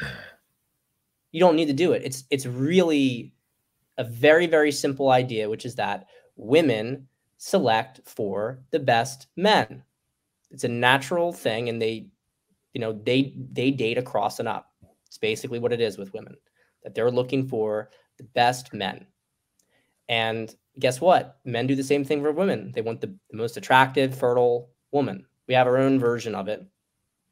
And every woman is hypergamous, but not every woman engages in hypergamy in the same way, right? One woman, the second she sees she's fucked up, the second she sees a higher status guy, she throws herself at him, right? That's a trauma response. A more healthy, adjusted woman, if her man is consistently on a lower level than other men, she'll push it internally against him to perform better. And only at a certain point, then will she leave him, right?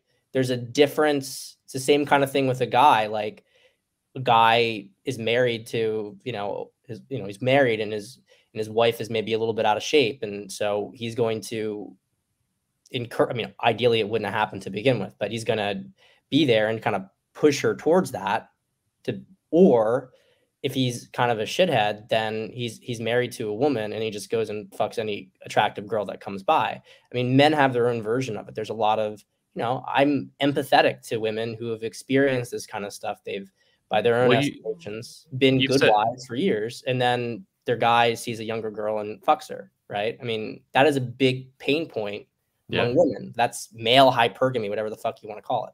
So Socrates calls it hypogamy. Actually, he tries to give a name to it, to male sexual psychology and male sexual strategy. But what you've done here, independent of what any other speaker like Socrates has done, is you've tried to identify male sexuality and male sexual strategy. And that is kind of forbidden in the red pill wings of the manosphere, even other elements too. They don't want to talk about it. It's just all about women. That's one of the, I think, the saddest things I've seen happen in recent years in the manosphere, as I continue to try to push forward with positive truth messages, truth-focused speakers, and content that actually matters and actually moves the needle on pushing the community forward. But a lot of the communities become very, very blue pill, what would have been called blue pill just a couple years ago by some of the same guys. So basically, it all just revolves around women now, what women want, their sexual strategy. That's all this crap is. It's actually very female centric. The hypergamy robots that are just obsessed with hypergamy, they're just one example of a couple, but they're obsessed with what women want, what women think. It's all about, that's why the hypergamy is the kind of like a hammer they have that's going to nail everything in the world, right?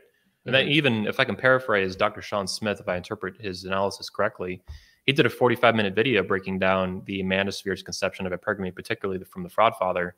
And basically what that guy is trying to do is use hypergamy as a paramount issue in women to the point that they're like hypergamy robots. Yes. To the complete exclusion of other psychological factors like trauma, like their childhood, like their relationship with their dad, like any other number of, pain and pleasure. Like human psychology is insanely fucking complex, right? We're still at the very beginnings of understanding this, but you have this like idiot cult leader try to convince men that women are nothing but hypergamy robots and there's nothing else to learn and understand, not only about women, but even then about yourself. What is your sexual strategy as a man? What do other men do? What have men done historically? Why do we do this? How does our species operate as a sexually dimorphic species? Like, why are these things important? Yeah. Like, it's like all that shit is just irrelevant. It's just women, hypergamy robots, women suck, women are hoes, fuck these hoes, give me $5, super chat. Like, it's just a cesspool of fucking, the manosphere is such a cool thing, but it's also become like this fucking corrupt shithole, like Ukraine. Yeah. With like rampant fraud from guys who can't get laid and don't know shit. Really don't. It's like pseudoscientific garbage. I mean, someone needs to make a whole documentary. Maybe I'll do that. Just about how retarded all this shit is. You should do it. You should do it. I mean, I can't think of a better person to do it. You'd have all the basis points to be able to, all the citations are all they're all there. Yeah. But you just made a simple point though, that men have a sexual strategy too. And this is very taboo in the manosphere, which is very bizarre because you think the manosphere would try to deal with this and understand it, but we don't, not enough anyway. No. I mean, but it's a really, really good point to emphasize because there's a couple issues with that. I mean, the first is that when you're only focused on women, that's projection, right? Projection. But the other part of it is that the subtext is that you're driven by women. So women have the control. So these guys are admitting basically that they're betas who are constantly obsessed with what women are going to do and what women are going to think. They're not self-oriented men. There's entire shows about this now. It's beyond even ideological and intellectual at this point. It's become physical, like the Fake and Fraud show of Miami. It's just all of the women run everything. The appearance is that these little dudes run it by being dramatic and throwing off these hoes or something like that, just to cause a scene and get views and clicks because people are drug addicts. But really, it's the women who run. It's all about what the women think and what the women want. It's become extremely blue pill if 2015 Manosphere was to analyze it. Like it would have been a shut and closed case. Yeah. Now it's insane. It's like I'm so alpha. My girlfriend lets me have my man cave. Yeah, exactly. It's like that's where it's at. Yeah, as men, we need to be aware of female sexual strategy to protect ourselves from it, right? And to understand what a woman can do, what a woman is capable of. Yeah. But fundamentally, we also have to have that self-awareness because that's how we grow as individuals. We only become better men when we understand what we want, how we operate our blind sides. Like I talk a lot about Madonna whore complex. Yeah.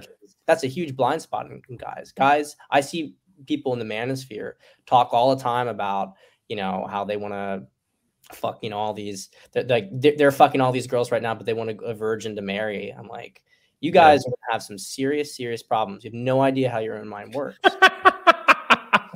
I love it. I've been through these kind of I don't know what personal struggles or just kind of like, challenges in how I'm living my own life, even the past couple of years, things are really getting out of control as I probably told you. Like I was buying, the 3 packs of Plan B at one point. That was kind of like the final straw that I was like looking at it in my Amazon ordered list. I'm like, this is really fucked up. And there was a lot of fun to it, obviously, but it took time, and my blood nephews, to really wake me up to like how serious sex was, and like just how high risk my behavior had become. for whatever reason, like the challenge of it, the fun, like the dramatics of it. It was this constant stimulation game to keep having higher and higher highs. And I was like, this is going to blow up in my face with a kid who has a mother who's like some piece of shit off of a bar or Tinder or something. But this is why, you know, you're a leader, Anthony. This is why you're the president, right, of the manosphere. I mean, you are self-aware, and you can see the things that you're doing, and you engage with your actions, and you reflect on them, and you evolve, right? I mean, none of these people are frankly devolving. Like they're becoming smaller and smaller, more and more caricatured. And you know, because the ideology, like with any ideologues, the ideology becomes a constraining force on them. They can't, even if they wanted to deviate from it, they can't at this point, because then they'll be, you know, it's just like the Bolsheviks. You know, if you deviate from it, then you're the one, you know, you got to get yourself taken out, because now you're no longer the real red pill. They'll lose their audiences, their fan base. They are entirely dependent as creators, quote unquote, or authors or YouTubers or whatever the fuck you want to call them. They're dependent on, you're right, committing to that ideology for their fan base. And the minute they deviate from it, that fan base will turn on them like piranhas, like little fucking chihuahuas, like eating them alive. And people get confused sometimes when I do an attack video exposing somebody or something. Oftentimes it's because that person attacks me first of all, but not always. Sometimes I'll initiate an attack on someone who I think needs to be an important truth needs to be spoken, something needs to be exposed. I might have some fun with it with memes and shit, but almost always there's a serious component to it. And the memes are just tip of the iceberg. But anyway, I'm never beholden to my audience, no matter how big it gets. And the bigger it gets, the more tempting that becomes. And most people just sell out. It's rare that someone like an Elliot Hulse, for example, who's super savage and super authentic, gets that big with millions of fans and maintains his integrity and his the ability to author his own life and his own direction. The audience becomes so big and so controlling that they want to control you, and I don't allow that at all. I call the herd. I mean, I'm fucking like grab the digital shotgun and just start blowing digital heads off, because like I don't give a fuck. Like I'm gonna evolve and pursue the truth, and no one's gonna dictate to me what I think and what I believe and where I'm gonna take things. And it's a battle, because the frauds don't have that. They like submitting to that, I think. Whereas I'm like absolutely rebellious. Like I'm a warrior for the truth, and anybody who gets in the way of that will be memed into oblivion. They like to submit to that, like they submit to their women. Exactly. They're all run by their women. The Rolos, the Donovans, the Sharp Mama, the Ryans, or Rihanna Stone. I love that. They're all literally run by their women. It's really pathetic. And it's I've seen some people finally trying to help expose. I've been exposing that for a while with these guys, but it's really it's hypocritical to such an insane nuclear level. Like these guys who pretend to be these red pill alpha males are super, super beta. They're in unhealthy, codependent, toxic relationships. It's obvious to anyone with game that from an outside perspective, especially if you've met them and seen it up close, and you can see the simping and all over the place. The Sharp Mama, for example, the Sharp Father, his whole channel now, if you look at it, it's nothing but his woman plastered all over it, because she controls more. Every year that goes by, she controls more and more of the business. She's actually the COO or something. She's like a vice president of it, like legally. And she actually does all the artwork and the actual direction of the show. She's really the puppet master of this guy. And the same is true for pretty much every, it's going to differ in the specifics, right? The details. But even the Fraud Father, Rollery Tommaso, is run by his wife. She stalks him. I know, I've seen it in real life in my own home, how she does this like physically on his phone and stuff. It's like crazy. The guy's a complete beta. Like it's that retarded. Yeah. End rant. No, I mean it's tragic. It's tragic, and hopefully we'll be able to continue to reveal these people. But I mean, they really are their own worst enemies. Yeah. They can't help but make fools of themselves over and over again. So, $5 super chat from KS. Thank you, sir. My thing is, I have a core belief. However deep, comfort for beliefs is unhealthy. Not sure what he means by this. Who knows? KS, can you rephrase that? So that if you're asking a question, that is, if there's a question you want us to answer, appreciate the $5. Yeah, I do. Thank you. I'm gonna use that on pina coladas when I become a simp in Miami for the women. That's That's what kind of I've realized too, is that all the fraud, it's actually like multi-layered simping, because Yeah. these dudes will simp for these guys with super chats or whatever. The money then gets funneled through YouTube or whatever to the simp. He then funnels the money to the chick. Sometimes we even have it on video, a video evidence of this. They'll like use the super chat money to buy $200 dinners for these chicks. So really, it's just this long train of simping and beta male shit. It's amazing. It's like just go to OnlyFans and cut the middleman out, dude. Like, Yeah. you know, make it more efficient. Yeah. I want to talk more about sex. So, what have you seen lately? You got a lot of weird stuff on Twitter. People come at you. You have a much bigger Twitter account than me, and I'm kind of jealous because it's a lot more fun. The bigger it gets, more fighting and more shit goes on, more conflict. What have you seen lately with sex? Maybe with cheating in particular. I think you did a couple newsletters on that. Like, for example, should a man ever take a woman back after she cheats, to put it into a binary? Yeah, I talked about this on Tony Bruno's show, which is a great show, by the way. I'm sure a lot of the guys watching already know that, but just want to give a little shout out to Tony there. I really riled up his audience with this one. So I don't like, people have to understand, I don't like giving blanket answers to every single situation. I just don't like doing it because there's always context. I mean, if there was cheating, how did the cheating happen? What other stuff was going on in the relationship? It's obviously terrible. It's obviously terrible. And I can say personally, I would never accept cheating in a relationship. I wouldn't do it. Do you view it as abuse? Like, I view it as sexual abuse, to be honest, particularly because of the risk of STDs, but also emotional abuse. But I'm not discounting context too. Like, I get what you're saying. No, I agree. I agree. It is.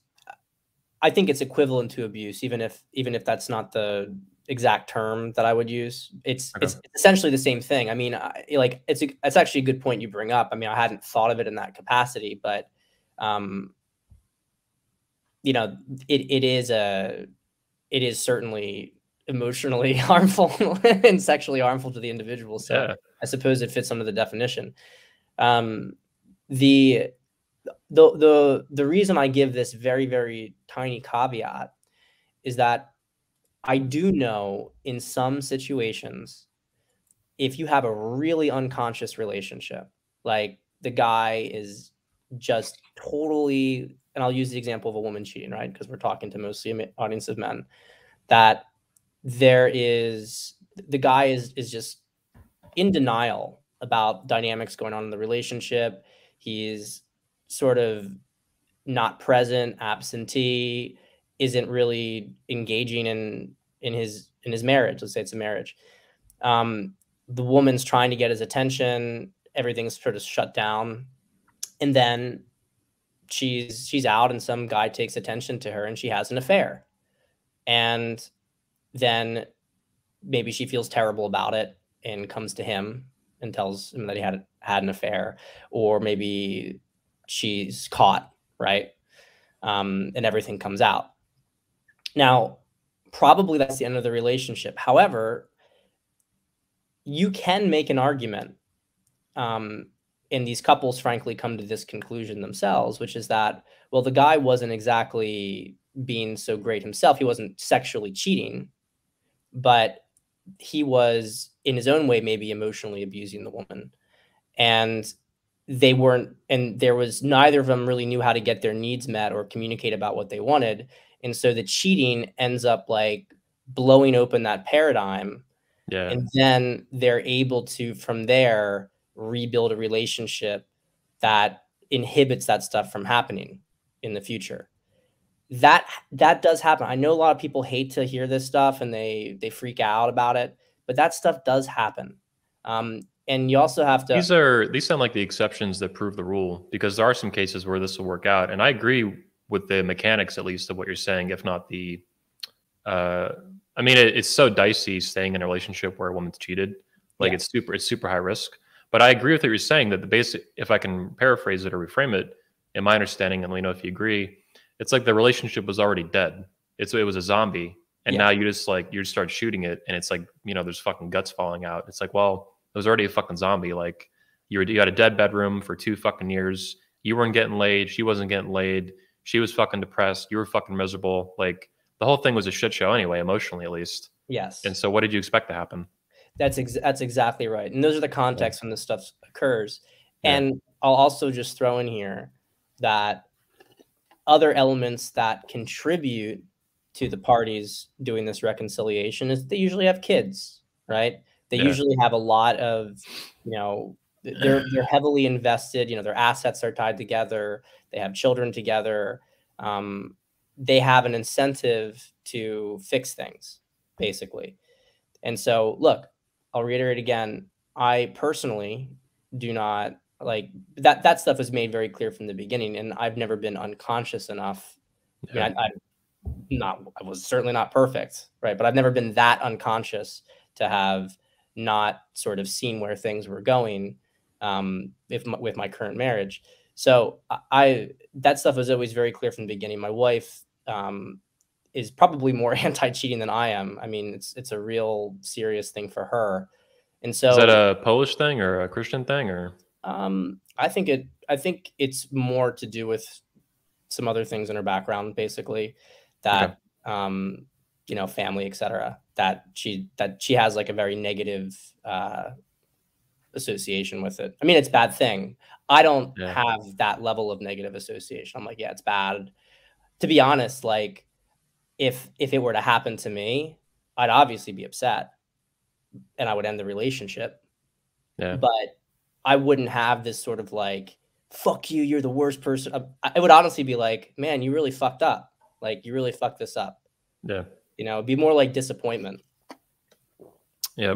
I've been through it myself back in the day, and that was part of the experience, like the major disappointment. Yeah, it's disappointment, and it's also like a level of you ruin this for yourself because we had a really good thing and you destroyed it. So I know I'll be fine, but it's your loss. Like that's how I view it versus the more victim element to it, where it's like you ruined everything. I can't, like, I'll never get over this. Whatever. I'm not gonna give them that much power, but. We got a 10 super chat, by the way, from Stephen Pope, $5. Thanks, bro. I promise not to spend it on pina coladas for fat women. Anthony, will you please do a show with Pat and Tate? I think he means Andrew Tate. I think it would be an extremely interesting conversation. I do too. That'd be pretty cool. Yeah, I think it would be very interesting. What I'll say, and I've talked to some clients about this stuff. I don't think Andrew has a completely different philosophy towards these things than I do, right? But I don't think that he's wrong. I just think it depends on what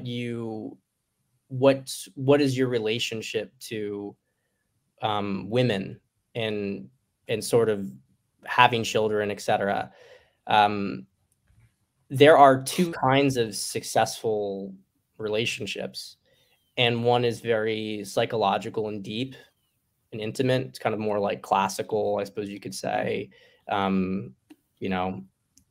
modern Christian kind of relationship, right? There's a lot of clearing it, like, getting closer and closer to each other and clearing out all your crap with each other. And, you kind of get yourself revealed to the other person. Okay, whatever. That's the sort of relationship that I ascribe to. And those are the sort of women I like to date, that I could develop that sort of deeper intimacy. It's important to me. There are some guys who just don't really care about that. It doesn't matter at all. And when these guys are more powerful, what they're looking for is a girl who's going to be attractive and feminine and not drain their energy, right? And if you're a guy and that's what you're looking for, you're not looking to get like really close and deep and intimate with a girl, then that, like, I think that Andrew's approach to things is completely correct. And I actually think in those for his value system. For his value system, yeah. I mean, he's I don't know exactly the details or anything, but I do think he has a couple different girls who have his children, right? I think allegedly. I think I heard something about it. I don't know, allegedly, right? But the point is that, like, if that was how I viewed things, he's going about it completely the right way. I actually tell wealthy clients who want a lot of children and just do not, like, they're focused on their business, they're focused on other stuff. They don't care about having that kind of deeper relationship. I'll even tell them, I'll say, look, like, you probably should not get married, or, you know, and I think it's totally reasonable for you to be open to dating multiple women, having, you know, multiple women that have your children. Like, I know some Christian people here will not like that because, Yeah. and, you know, look, I get it. I have Tate my, is like the devil to them. They hate Tate. look, I have my own views on things, and it's probably more aligned with these other people, but I also know where somebody else is at. Like, what is the point in me trying to tell this person that they're Yep. wrong? It's just not my life path. It's their life path. They could fucking care less too. Like, it's Yeah, they could care less. And I think that this Yep. sort of stuff is really, it's unproductive, and it actually makes them this, like, have less respect for you. I think it comes across as desperate for you to try to force your values on other people. Like, you should let them express, like, I mean, look, I'm not tolerant of a lot of the degenerate shit going on today. But a large part of this stuff, and the reason it's become such a problem, is because this isn't like back in the 80s where you had, you know, you had like a gay community, and they go out and they do their thing, and that was sort of it. And they had their own little red light district.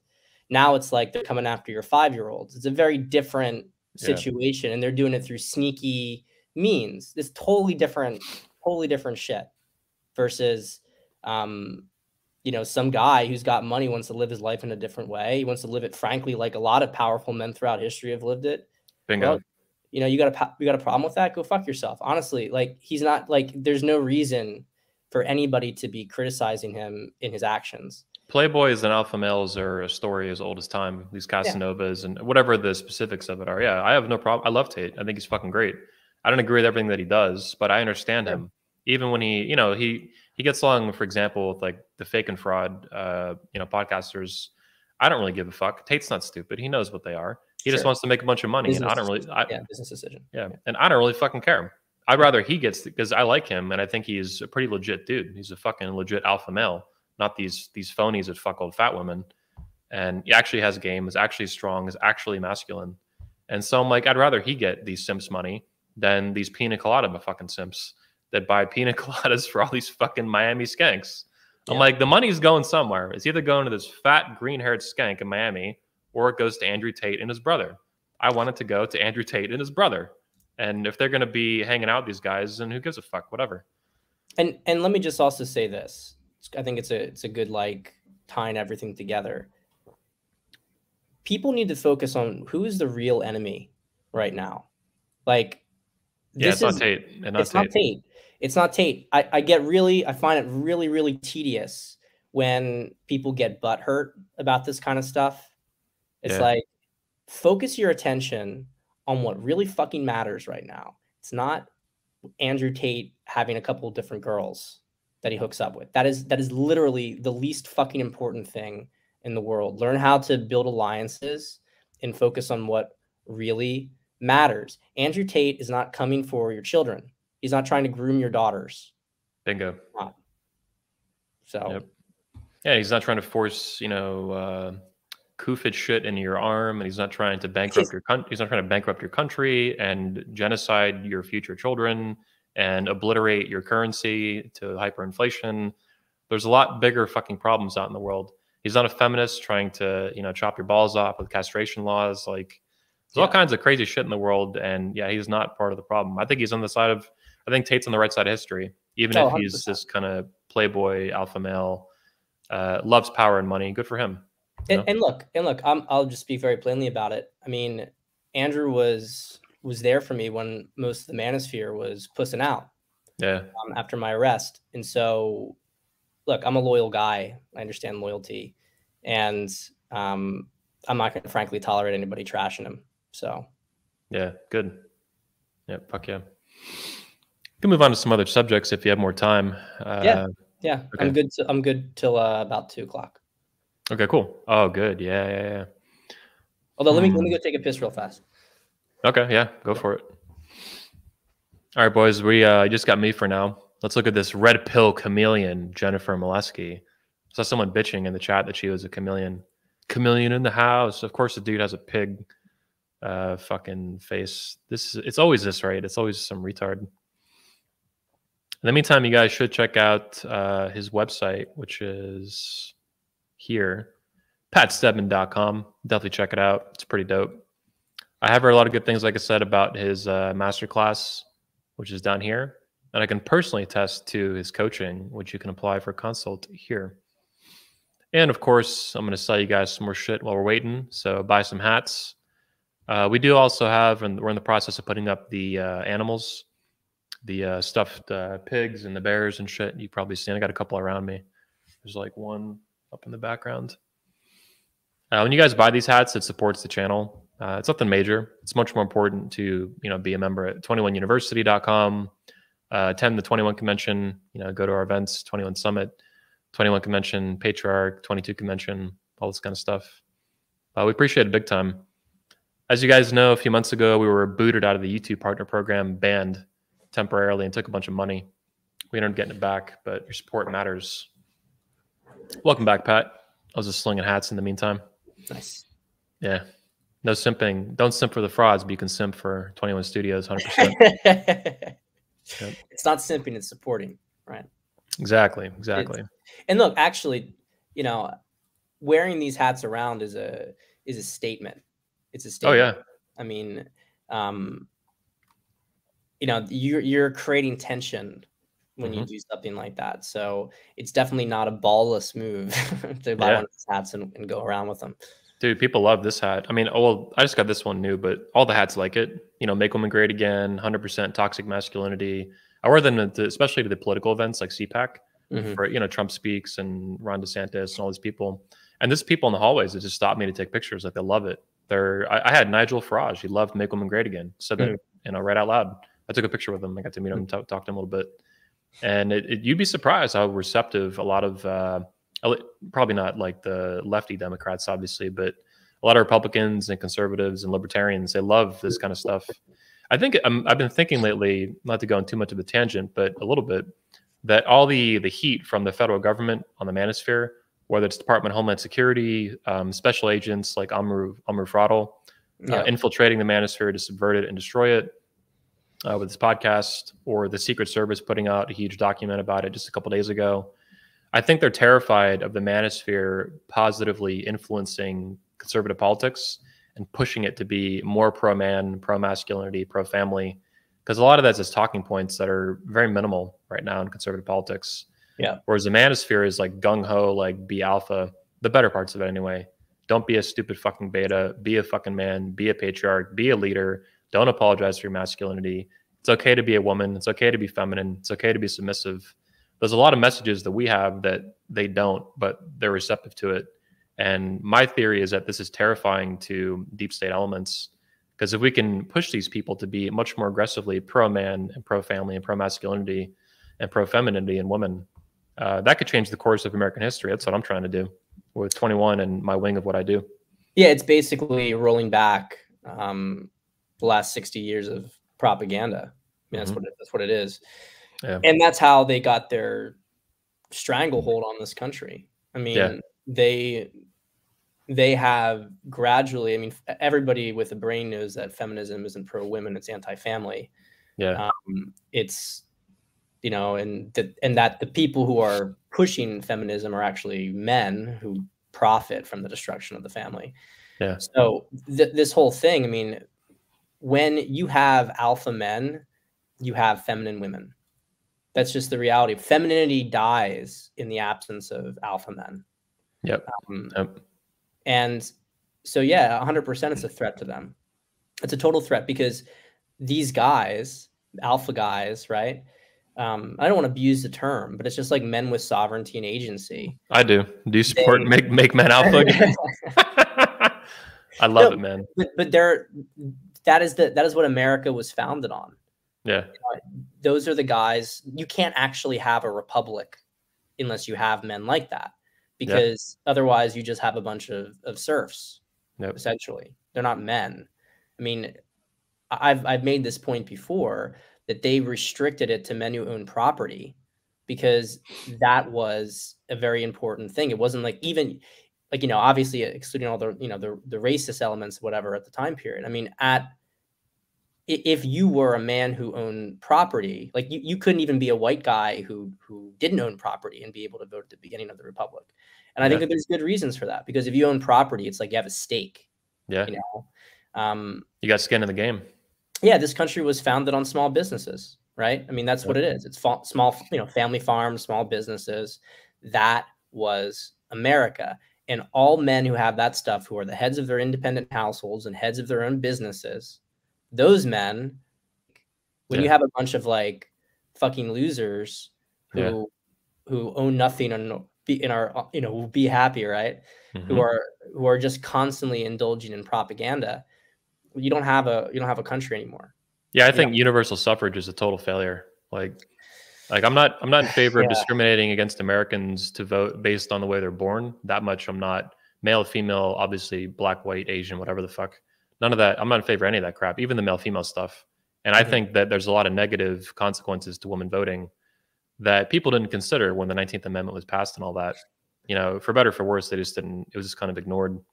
It was a death of equal rights and responsibilities, duties. But I do think that universal suffrage in isolation as a concept is totally retarded. And the more percentage of the population you have vote, the more retards you have voting, more sheep that just do what the fuck, whatever they're told, whatever the propaganda says, just like whether it's Kufid, Ukraine, BLM, Antifa, feminism, they're more like, we call them sheep, in my opinion, because they really are more herd-like, more animal-like than human, at least psychologically. They really can't think and act for themselves. They have to act in a group.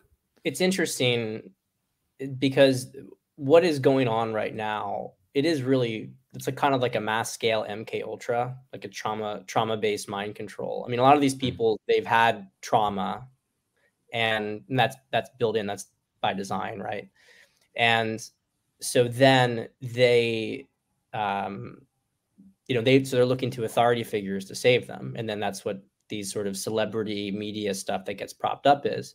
And then they become addicted to looking at what the authority figure tells them, even though it actually just causes them more pain. They get more and more abused. This programming only breaks after, you know, unfortunately, people can talk about, oh, well, you know, love will break the programming. The reality is that pain breaks programming. These people are not going to wake up until, you know, family members start to die because of certain things, and because they're, you know, their entire investments are completely wiped out. Well, I hear playing soccer is the number one way to get a heart attack now. So yeah, it's interesting. 25-year-old soccer player. Yeah, it's very interesting about that. Who would have known that playing soccer causes heart attacks? And just in the last year too. Yeah. So it's become quite an issue. So yeah, the manosphere, I mean, just to bring it back to the point, I mean, the manosphere is grassroots. Men take back their agency, and then when men take back their agency, they create this protective bubble for women to take back their feminine agency. Yeah. And then these bubbles become extremely resistant to the state itself. I mean, I take your point about universal suffrage, and without kind of going into it, I'll just say that in many ways that issue is mitigated if you had a healthy family structure, because we all know statistically that women vote with their husbands. So if you have people getting married, and you know, it may become an erroneous point at the end of it. This is the most important thing. I mean, what 21 Convention is doing, you know, the preeminent one in the world, and now it's spreading across country to country to country. It is grassroots inoculation against cabal propaganda. Yep. They can't have it. I mean, honestly, I know that you're savvy and you're prepped about this stuff, but I'm actually surprised they haven't done some false flag thing yet with it, because my event? Well, I mean, like a bad false flag thing. You know, like, I don't know if they're going to do some sort of like shooting or something like that. You know, it's honestly. Why do you think I have so many guns at the event? Yeah, no. You have to be totally suicidal to try anything stupid at 21. Yeah. Like someone will shoot you basically. And that's by design. It's a what do they call it? It's not intimidation. It's like a warning. There's a fucking word for it. I can't think of the fucking word right now. Deterrence. The deterrence, yeah, bingo, duh. It's a deterrence, and that's part of why 21 is both the greatest and the safest event in the manosphere in the world for men, because there's a bunch of guns at it. Like I mean, in 2018 we counted like 45 different people carrying handguns in the room, and that's just what we could know, what we knew. Yeah. There was probably that event. It was pretty big. That like had like 230 people at it or so. It was bigger than usual, but there's probably another 20 to 30 handguns in the room that we didn't even know about. Some guys like Tony carry 2 guns. I carry 1. I keep it simple. And we have, law enforcement I hire. So like, yeah, someone at some point could try that, but whoever it is they're just going to die. Like, and that's actually, I didn't even think about that, but I do think that from the convention. Yeah. It's that wouldn't get anywhere. Yeah. I mean, it would hit the news and be a thing, but I'm not worried about it. I care about people's safety, the people who are innocent, which is everybody in the room who's not a false flag piece of shit. And, if I have to, I'll do it myself too. I'm not afraid to do what needs to be done to protect the safety of my customers and myself and my friends and my speakers. And that's really rare for a conference organizer to actually carry a handgun. And while I'm not licensed security or anything like that, I don't need to be to stop a violent felony in action. Sure. And I'll do it if I have to. I'll fucking do it myself. Yep. And all these frauds have none of the balls to do that. They would never say that. They would never do it. They would never carry. And even the other manosphere events that I have less of a problem with back in the day, like there was Man in Demand a couple years ago, 2016. There was the PUA Summit. There was the dating conference up in New York. There's been like fucking 10 of them. But none of them were pro Second Amendment, pro gun, pro safety, all that shit. They had no care about any of that stuff. These fans for years, they'd be like, hey, bring 21 to California or New York. And I'm like, never, because I can't carry a gun, and I ain't doing it where I can't carry a gun unless it's impossible, like, London and Sweden, foreign country. At that point, I'm like, whatever. But that's why we've only had 21 in America, in Florida, and Texas, because I always carry a handgun when I'm in America. And if I can't, then I ain't fucking doing it. Yep. So, and rant. No, yeah. I mean, so the manosphere is, it's very, very important. It's very, very important what's being built here. And I actually think, I'm an optimist. I'm a realist. I know what's going on in detail, and I know how bad it is, and I know what the plans are to make it worse. But I'm an optimist. I see people waking up. I mean, we get frustrated with the sheep, but it's a gradual process. More and more, every single one of these little turns they take, more and more people get sifted out, thrown out of their little, merry-go-round. Yeah. And in this community is here to pick up many of these guys and dust them off and get them back in the fight on the right side of things. I mean, we will take back the country and gradually the entire Western world. And I have no doubt about that. I mean, we are going to have some pain ahead, no question, but we will get through it. And but to do this, men need to get their balls back, and women need to get their eggs back, if that would be a way to put it. And the manosphere, I think, is key to doing this. And the political conservatives and shit, even the most hardcore ones, they don't have the time, attention, and intellectual background to do it. They're just, they get the Tucker Carlsons and some of the people, they get that there's like a masculinity problem in America, and it has links to family and stuff like that, but they don't see the big picture of how fundamental this problem is and how it's driving political issues like that we've seen in recent years, and even Kufit stuff. Well, that's been called the gynocracy, right? I mean, even in the conservative circles, while the left has certainly been the one that's pushed this paradigm, it's the conservatives are, of course, only just a few steps behind, and they're mostly operating under, superficialities, right? Yeah. And Michael Foster talks about this all the time, but I mean, love that guy. Amazing. Yeah, he's amazing.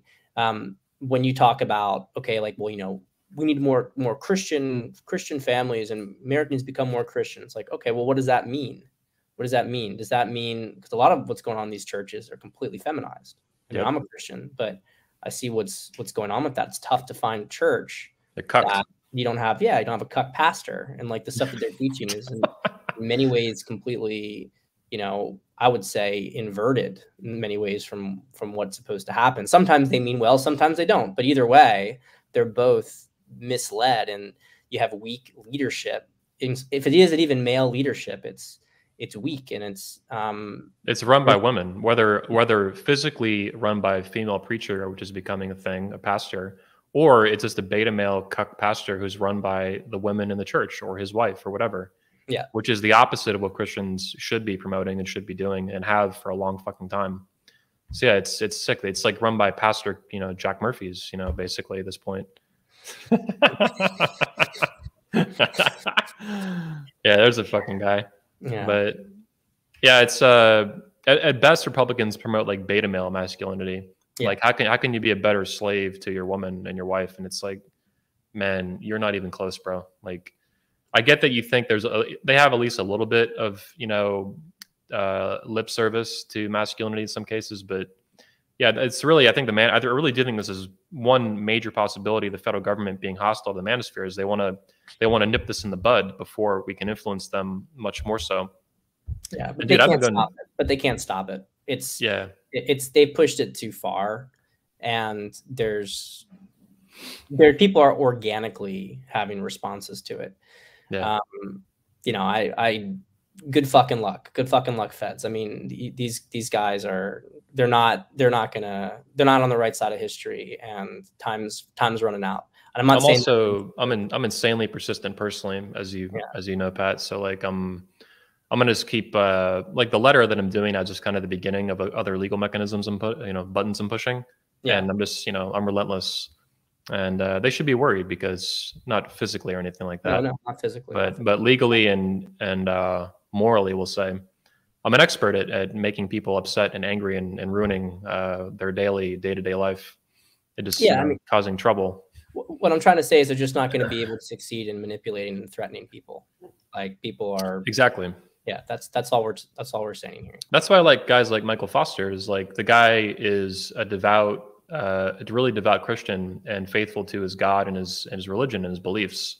And that means, in my view, and my honest interpretation of the guy is he can't be compromised. Yeah. And I'm the same way, gung-ho for my beliefs and all that, and especially for the manosphere and its importance. And you can't bribe me, you can't threaten me, you can't intimidate me, you can't compromise me in any kind of fucking way. I don't give a fuck. Yeah. Like, I care about what's true, I care about what's real, I care about masculinity, I care about family, I care about patriarchy, care about women being women, like all this stuff. And there's literally nothing you can do short of throwing me in jail that's going to stop me. Mm-hmm. Nothing. And yeah, I'm not some mass shooter or something crazy like that, but yeah, I'm just super, super, super, super persistent at what I care about, and I never stop. Like an Energizer bunny. Yeah, I mean, violence isn't the answer, and it's not necessary anyway. I mean, the idea is just on momentum on their own. And, there's only so many people who can try to stamp it out. It's not like there's like 100 of us. There's millions. Another theory, by the way, the manosphere does have millions, but another theory I've read is that a lot of the federal government attacks in the manosphere, whether it's Secret Service or Department of Homeland Security or any of this crap, or even the infiltrators, a lot of it apparently could be to just drum up money for like certain departments. So it's almost like they're trying to use the manosphere as like a money, like, oh, look at this nasty thing, we need more money, like a funding source, basically. So maybe it's something stupid like that. I don't know. Need to fulfill the quota kind of thing. Yeah, that's possible as well. Although I do think that there's probably a mixed influences with it, because it is just, I'm just sorry, I'm plugging in my computer. It's just because of the downstream impact that it has. Yeah. There's one other like little quick comment on this. Because you mentioned the sort of beta male, like the conservative sort of beta male way of doing things. Yep. Well, the issue with it, even if you were to say that they're in superficially, an alliance, right, that they would push back against some of the more degen things, is that it actually is, you can't even hold that line, because the next generation, like the children who grew up under those dads, have not grown up with a strong father. And because they haven't grown up with a strong father, they lack strength in the sense of themselves. And so as a result, they're really malleable to propaganda. And so what ends up happening is that the next generation goes that way. And in fact, the best example of this is the boomer generation, because the boomer generation wasn't like a degen generation overall, but it did have that first, I mean, I know like all the stuff at the 60s, but what I mean is generally, okay, they had that little party phase, but then they all got married and they had their kids. The difference was just that whereas the prior generation was filled with tough, strong men, that generation was filled with a lot of these beta males, but they had nuclear families. But you see what happened is that you remove that from a generation, and then their children, and then certainly their children's are now like cat boys and stuff like that. Yeah. Crazy shit. No, I agree with that. I'm not, I don't want to misconstrue my beliefs or misrepresent them. Like, I'm not in favor of giving these people a free pass because they give cheap lip service to a little bit to masculinity. I'm not into this same team bullshit. Like, don't attack them. Like, no, that guy's a beta male loser. I don't care. I don't care what he votes for, what he likes. Like, I'm going to call what I see, like a spade a spade. And yeah, it has downstream consequences to their children, like 100%. They just end up promoting what was, radically left 20 years ago. And that's like normal now. Like, it's just super retarded. To the credit too of Christians, though, I keep pointing this out lately, is they were really worried about the slippery slope in the, I think, late 90s and 2000s with gay marriage and stuff like this. And they're going to come after the kids. They come after the kids. And it's like, these people fucking called it, the Pat Buchanan's kind of stuff. They did call it. And I'll also make this other point, because in case we were coming across as being a little too harsh, the Christian community still remains the strongest bastion of, any sort of masculinity in the country. I mean, there is not, like, if you go into the secular world, it's way worse overall. I mean, you're an exception, Anthony, like a glaring exception as an individual. If you were to look at like the demographic of atheists or something like that, you're not. Oh, they're super beta and retarded. Yeah, super. So I mean, the Christians, even for their flaws, I mean, there's absolutely no reason. Like, a lot of the criticism here is constructive. It's like there is going to be, I believe, a very positive shift within that. And I think a lot of the pushback is going to come from within churches, but it's first going to be men taking back their churches. So anyway. Well, it's men taking back their balls in the first place, man. I mean, it's really it's a personal and family thing. From there, you get communities and churches and local governments and state governments and the federal government. That, in my opinion, the smallest polity is the family. The smallest political entity is literally the family.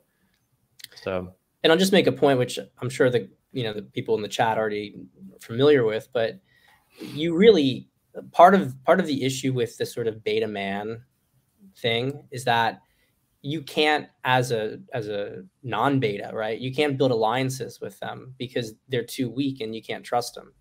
Yeah. Even if you wanted to rely on them and they say, yeah, I agree with what you're saying. Even if they'll tell you that privately, but then are they going to back you up publicly? No, they go silent. They go silent. Dude, I met a guy at a Republican event last year in Orlando. I go to some of these local ones sometimes to film, sometimes to do, volunteer or whatever. Just kind of, I do what I can to try to push them in the right direction. My hats and shirts alone kind of move the needle just walking around because they're so triggering and they're so obvious. The shirt, for example, the features patriarchy. I wear these to kind of moderate Republican events, and people are like they fucking see it. But anyway, I met this guy with a daughter. He said he had an 18-year-old daughter. She wasn't there, and she was about to go to college, one of the big ones in Florida, the big universities.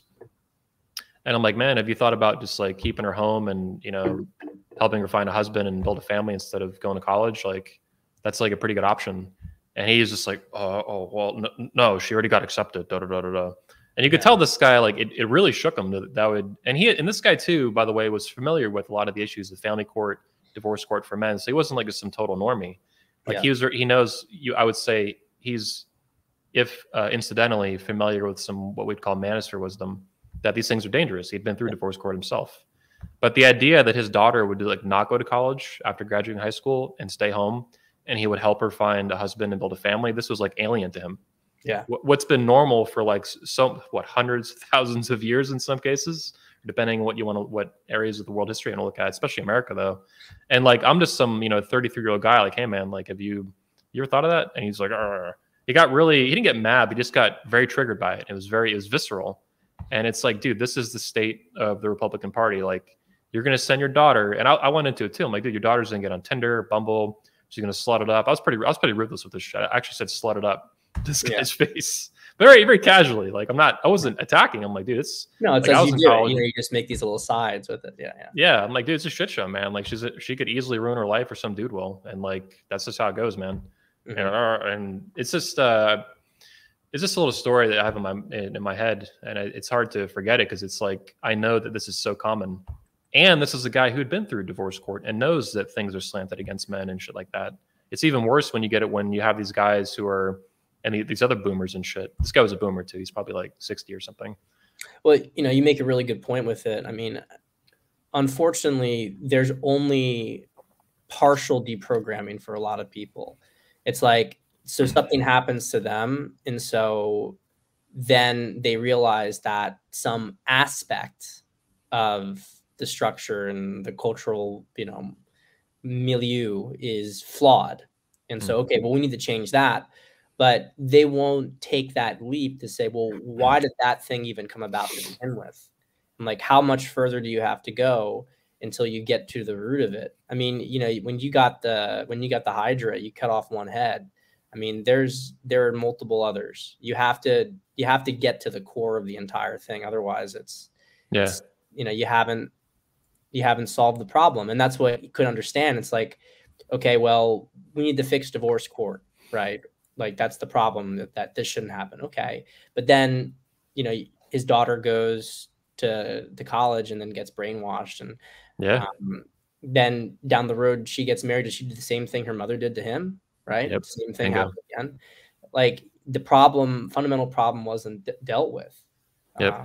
So I think it's like these people, it's not even that, even with the sheepest of the sheep, not even this guy we're talking about, but much worse sheep. It's like it's not that they lack the ability to think, it's that they choose not to think. And there's fear is a big part of it. That's what shuts, you know, the mind killer. But it's like it does require multiple layers of thinking. So I understand I've been trying to wrap my head around this lately, but I get why they choose to not think and choose to be lazy, because of the fear, or it's intimidating to think in multiple layers at a time, because then you're responsible for the outcome that you have, the conclusion, and then you have to hold it up in public, right? Like you were talking about, these guys who agree with you in private, then when it comes public time, whether it's at a Republican event, a political meeting for your community, a church, they don't want to speak up. You know, they don't want to say anything offensive. Michael Foster, I remember in 2020 at the Patriarch Convention, he was talking about how he goes to Christian events, and unlike 21 Convention and 21 Summit, they actually give him a list of shit that he can't talk about. Hell, sex before marriage, virginity, like these are just, for him, would be fairly simple topics that he wasn't even going to talk about. And then he's like, oh, I'm definitely talking about these now. They're trying to forbid these issues from getting focused on, understood, and resolved. And I'm, you know, figure of speech, thank God men like him still exist pushing back like that.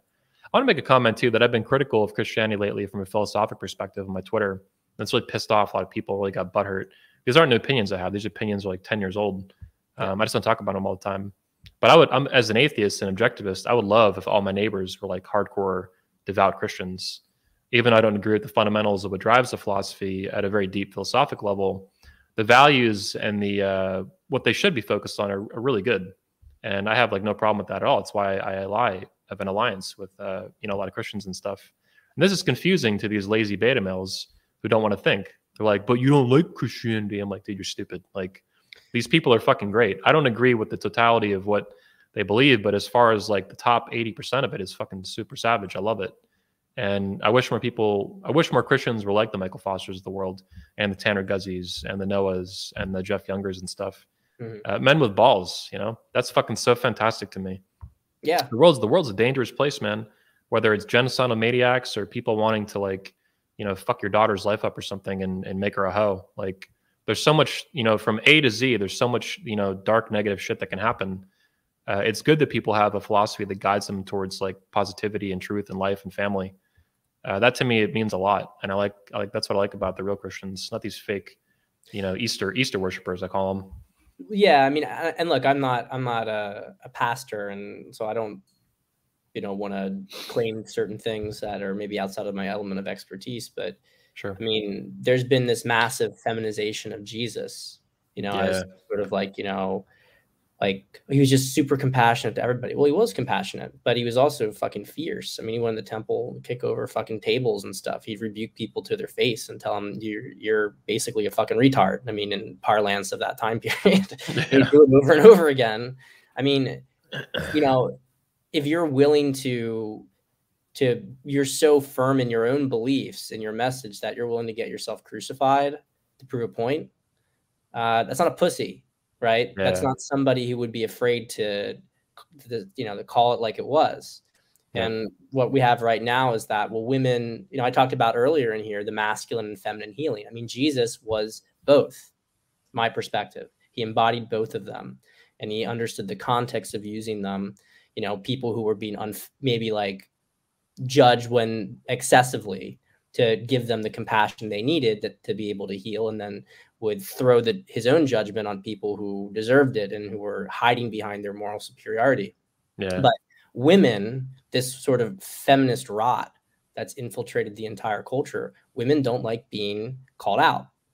Yeah. It's a feral sort of dynamic because it hits right to their core issues. They don't want to have the self-awareness. They don't want any of that stuff. And so consequently, Christianity, in order to evolve, to survive in this sort of anti-male, hostile environment, necessarily, you could say, became more and more feminized, so that it could continue to operate as this sort of controlled opposition. So it's like, oh, see, we're still Christian. Well, go back to a church 60 years ago and see what they were saying compared to now. It's not the same Christianity. It's just window dressing. And so anyway, yeah. I agree with your point too, by the way. I want to move on to sex in a minute before we wrap up end up the show. But you mentioned that the Christianity is still like a bastion of Christianity in the churches and stuff. A lot of them are still bastions of masculinity, at least compared to the rest of the culture. And I think that's pretty accurate. I think in particular, Christianity, whatever the denominations are and all these, which is kind of interesting to me, the politics of the denominations, how they get along and fight with each other. But they're basically a competing power structure that the deep state and the feminists and whoever else, they want to like infiltrate it and undermine it and destroy it. They want to take it over like a parasite, or just abolish it completely.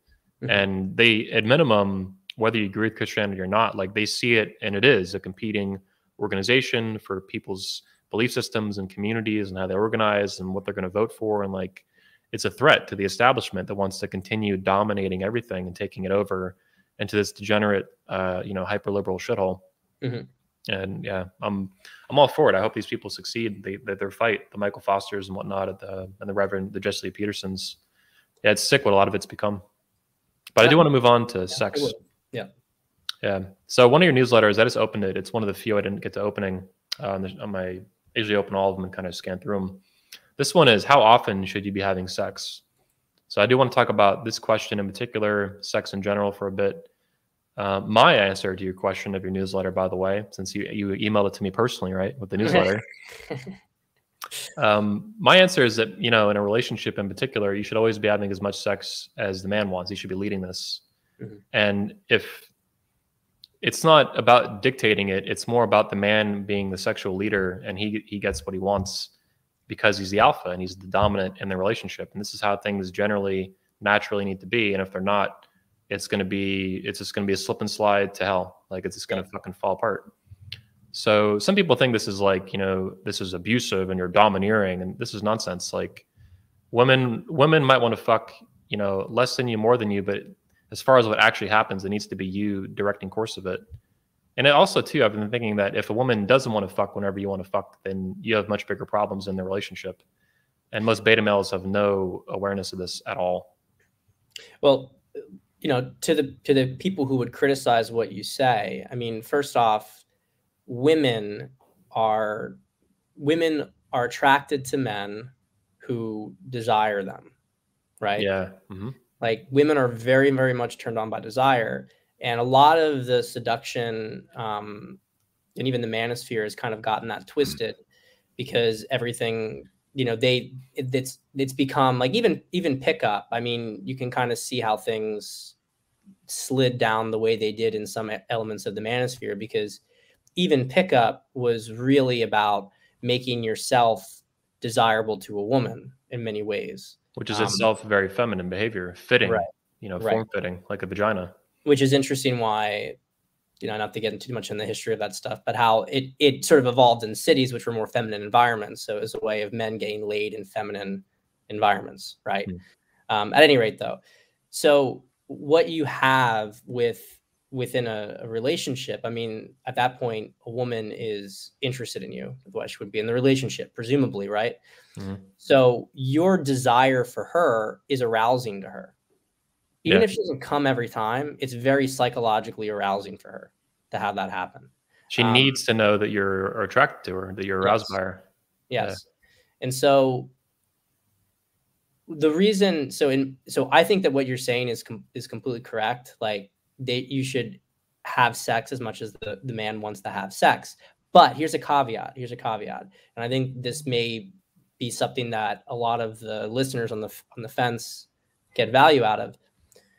A lot of men want to have sex more, not because they actually want to have sex more, but because it's a matter of ego and validation for them. Mm. And so if a guy is trying to sort of take back his balls and take back his agency, that, you know, he's a guy who deserves to have sex, if he listens to stuff in the manosphere and you hear some guys talk about how, like, yeah, I get, you know, sex every day, or you should be having sex twice a day. And so he thinks to himself, he's like, I'm not alpha unless I have that. Clarity point. I don't, my opinion on the prescription of like quantity, like it has to be literally whatever you want. If you fuck twice a week and that's all you want, then that's good. If you want to fuck every day or twice a day, that's up to you too. And to me, the difference between these numerically is big, but psychologically and for the health of the relationship doesn't matter for the most part. Within reason. Yeah. Within reason. Yeah. It really is like whatever you want needs to go. And if that's every day, good. If it's once a week, that's up to you, bro. You know, especially if you're old, like whatever. So guys need to really be clear about how much do they want to have sex. And I talked in that newsletter, a lot of it is about tapping more into the actual energy within the relationship. What's the sort of dynamic? If you guys are connected, how much you want to try to connect with her more and more. I don't mean that in like you know, like share your emotions kind of thing. I just mean connect, like be with each other, be with the energy, have there be. Look at this guy. Look at his avatar.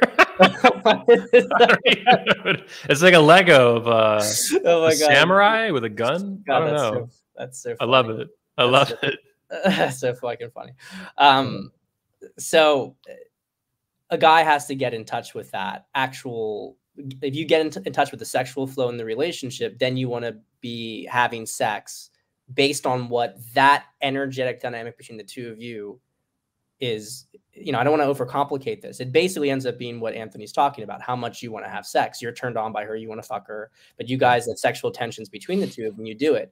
It's not that you're approaching sex from your head where you're like, oh, like we didn't have sex in 2 days, I have to have sex today, otherwise I'm a beta.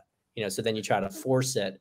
And what happens is that it gets all disjointed. Yep. And that is actually why a lot of women, when they hear this at first brush, like, oh, you know, you're just trying to be domineering with the woman. That woman is imagining this guy who's using his ego, using her as a sexual object for his ego, rather than a sexual object for his genuine desire. Yes. So that is the big critical distinction here. Bingo. You do it whenever you want because of the desire. It's want is desire. Yes. And this is, it's accurate to your wants and desires. And she has to submit to that. Yes. And that makes her happy and it makes a good relationship. If she ends up desperate and horny all the time, well, whatever. Look, you know, I like kind of teasing and torturing women within reason. Yeah, no, I know, and that's good. I think it's good within reason, you know, because that actually amps up the tension. Exactly. Exactly. But women who don't want that, I mean, very often it's because like they actually do want the connection, but it's a defense mechanism on their part. And so you have to once a woman realizes it's a defense mechanism, like her not letting herself receive, it's almost like her rejecting your desire. Well, she's never had it before either, woman like that. That's part of the reason I think any girl who bitches about this kind of stuff, it's like you've never had like really good sex and a really good relationship. Like you don't know. Yeah. They have no experience with it. Yeah. And I do also think that some women, there's like a self-esteem element, like they won't allow themselves to receive that, and they have to clear out that shame that they actually do deserve to have it. And that's something that a lot of women consciously will deny. But once they get really honest with themselves, they're like, wait a minute, all of this connection and intimacy I said I wanted, now I get if I just drop this, like, I don't have to have sex, I don't have to have sex, you know, kind of thing. It's like, actually, I wanted to have sex. What the fuck was I doing? Yeah. You know? And so that's a big shift. I will just make this little last comment though, and I said this in the newsletter. I do think that if you're a young man, like, there's a calibration based on your age on how much on a health level you should be having sex. Like, and I think that while we can talk about this, oh, well, you know, you don't have to, maybe you only have to have it twice a week. Okay, fine. But when you start to get beyond like every other week in particular, I mean, at that point, you can say you have a, like, no, well, the marriage is good, right? You know, it's probably you guys care about each other, but you're not stimulating sexual tension. You're letting desire kind of collapse, and you're too much on the comfort side. There's not enough. Slowly, yeah. Yeah, and over time that will start to atrophy the relationship itself. Yep. So Bingo. there is a minimum. Like, it doesn't have to be twice a day. It could be twice a week versus twice a day. But if you're not doing it at least twice a month, I think you're really. I personally think, you know, once a week is really what minimum. Yeah. The bare minimum. Yeah, and I think even at those kind of levels too, like you're talking about these guys making excuses for like these low sex relationships. At that point, I would start to think like your nutrition, your diet, you need to get your T levels checked. You need to get like a typical like blood work done, because at that point, I would actually worry about your physical health. Yeah, I agree with that too. Causing relationship problems, and you're like, oh no, we're totally cool. It's like, no, your balls are shrinking up, bro, because you eat fucking wheat and soy all day, and then you're just making excuses for not banging your chick more than once a month or something. 100%. Yeah. So yeah, I think sex is fucking fantastic. I'm glad we can talk about it openly, and that's how I know you're like a legit dude. One of the ways, if I've been thinking lately about how to spot frauds better, to teach people how to spot frauds better. And if you notice, like all these manosphere frauds, I think you'll agree with this, but let me know. Basically, they never talk about sex in any practical, technical, or even fundamental way. They never talk about anything with kissing, sucking, biting, making out. They have almost no awareness of any of this because they don't do it. Yeah. If they are getting laid even a little bit by paying for it, and, you know, Harvey Weinstein kind of tactics and whatnot, like we see now sometimes with these frauds, it's very beta sex. Like, it's not fun, it's not exciting, it's not masculine, there's no tension to it. It's like the lamest of the lame. And that's what I think the blind leading the blind, this is another element of it, is that, look, these guys, they don't talk about fucking women like in any meaningful way, because they really don't. Either they're literally not, or they're not fucking them in any way that can be that they can then instruct you or even talk about it openly. And that's why they don't, because they have no fucking idea. The sharp mamas and the fraud fathers and all this shit.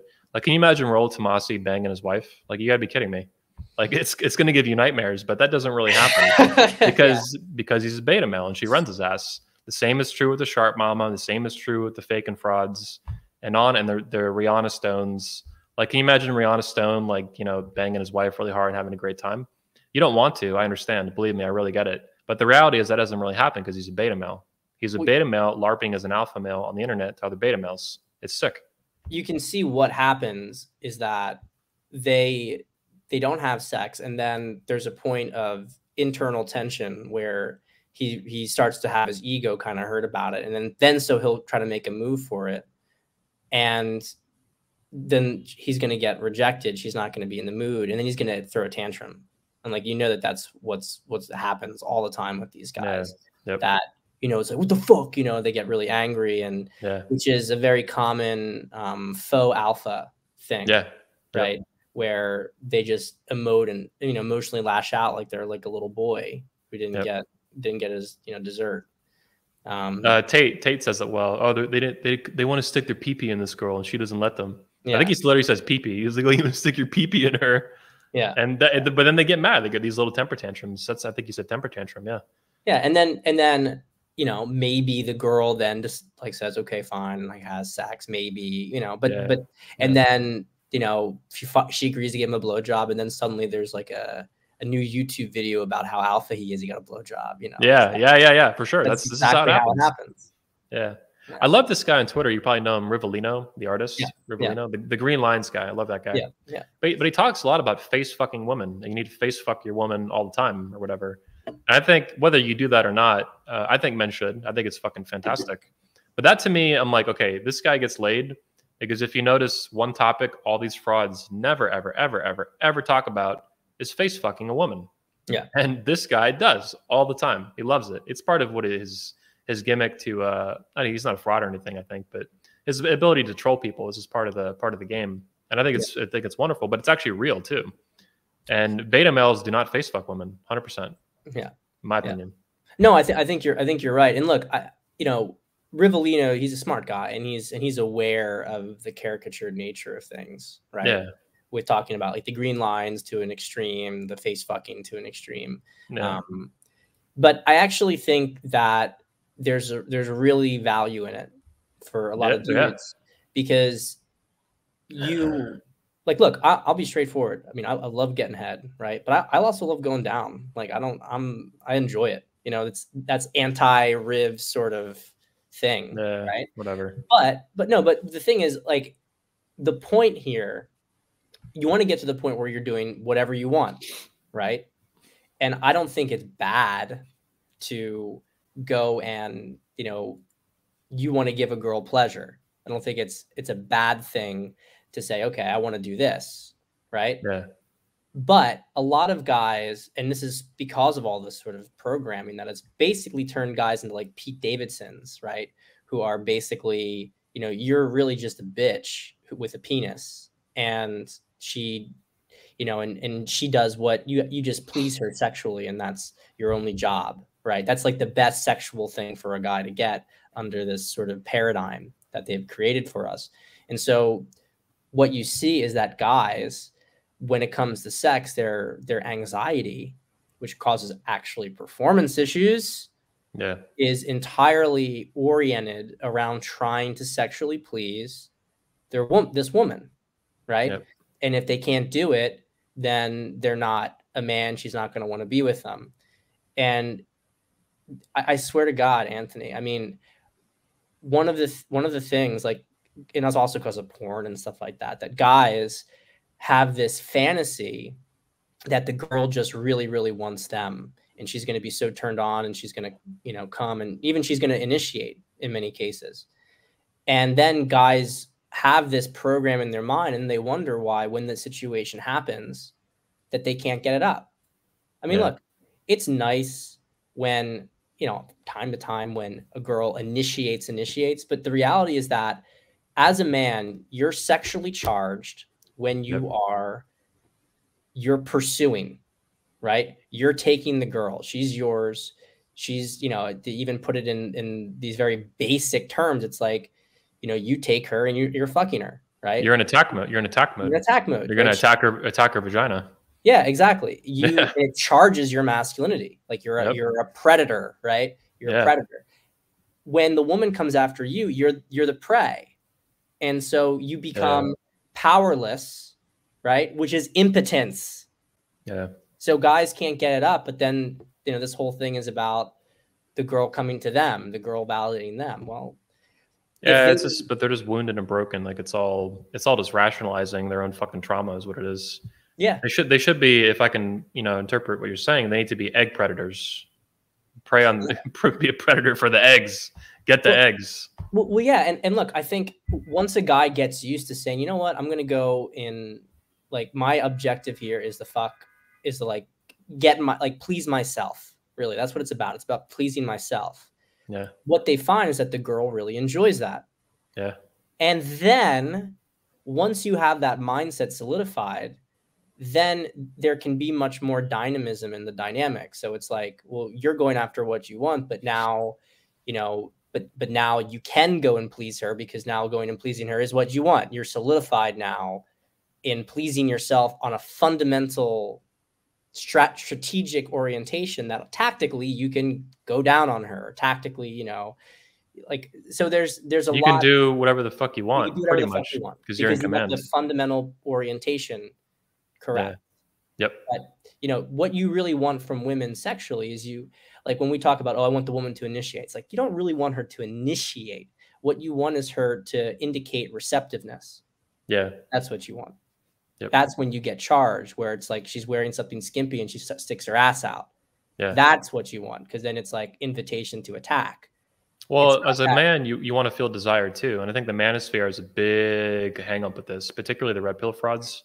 And maybe probably some of the MGTOW and the black pill guys too. I heard, for example, you called them retards on Tony's show the other day, which I love. I love it. I love it. I was talking to them from a position of familiarity as well. And they were trolling me in the comments and stuff like that. So, but before we lose the point, like, you know, whether it's red pill, roller pill, black pill, MGTOW, or whatever the fuck, even MRAs, right? They don't want to talk about it, but they want to be desired by women. This is very natural. Every man wants to be desired by, if not woman in plural, then at least one woman in particular that you're also attracted to. And these guys can't admit that they have a need to be desired. It's like, oh no, that's needy. It's like, no, dude, you're just a human being and you're a man and you have balls and you want a woman to suck and fuck you and have a good time.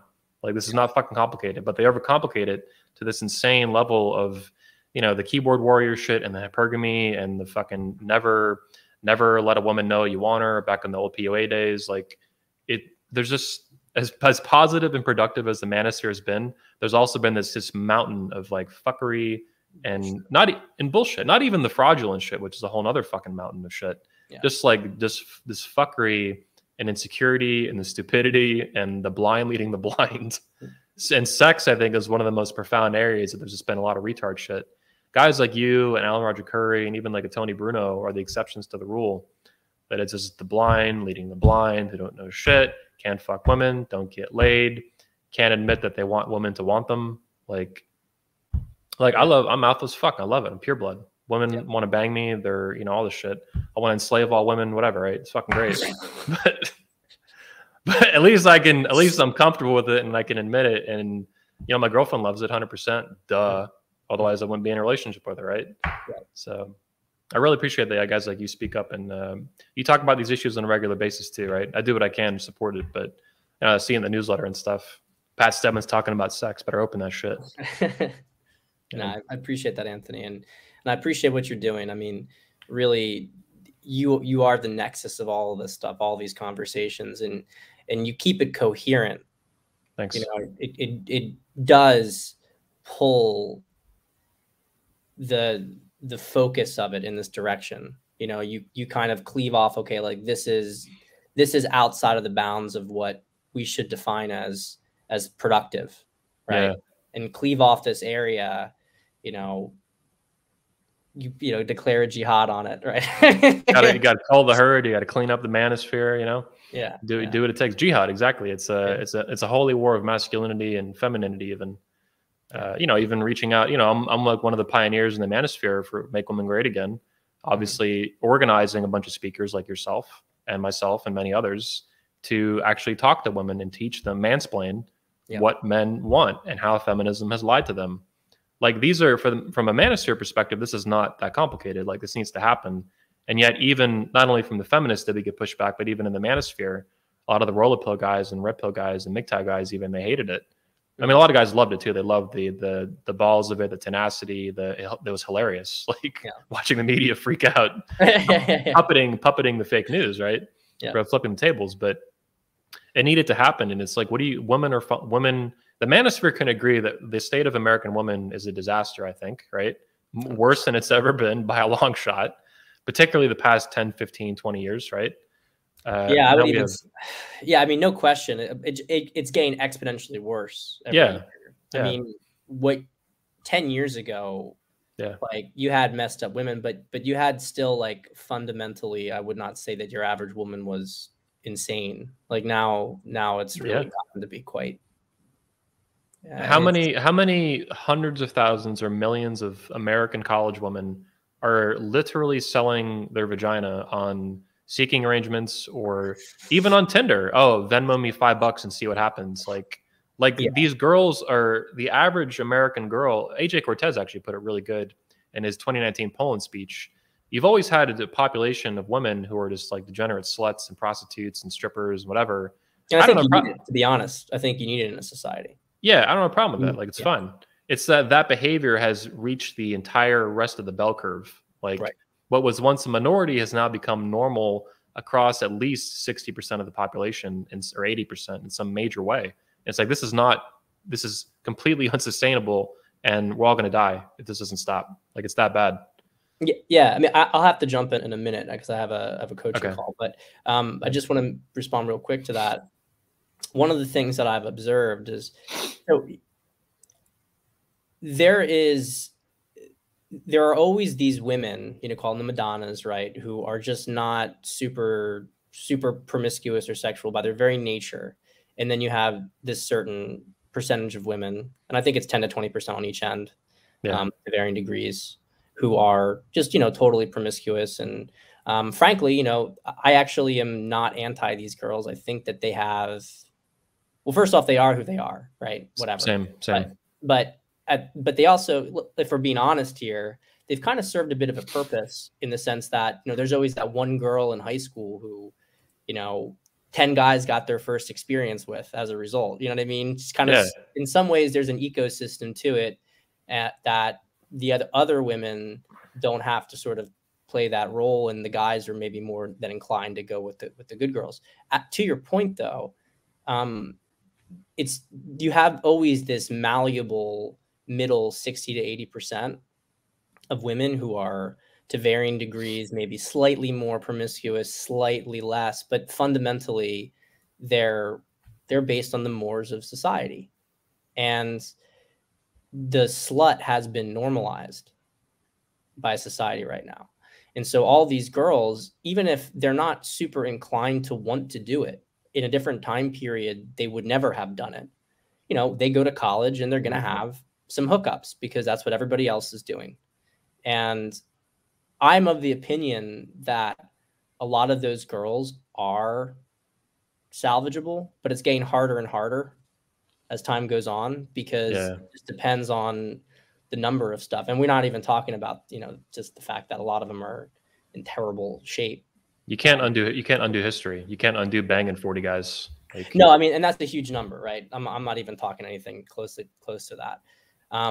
But the issue is that, are these girls, if a girl is actually stepping out of that, there needs to be some serious self-awareness and reflection. I do see more women doing this. I have to say that. I do see more women coming to terms with it.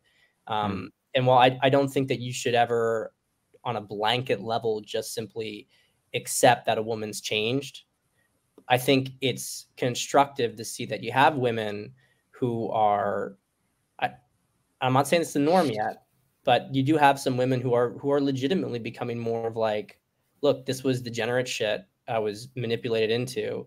I don't want it anymore. I don't want to be a part of it.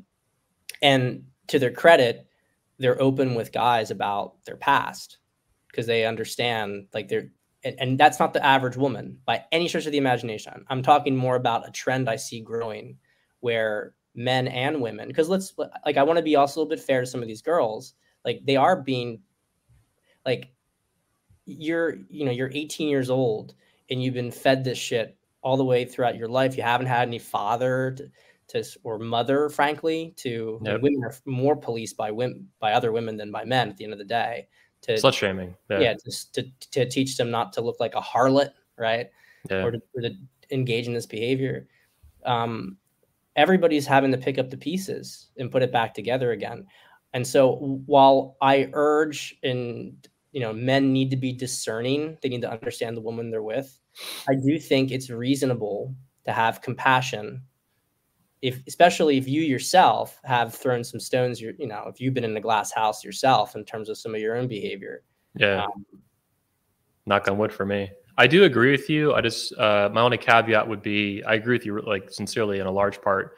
My only caveat is if these women really want to own their mistakes and these things and come clean, that's good. But where is the action in terms of saying, who are they going to settle for? And the reality is they want to bang all these guys.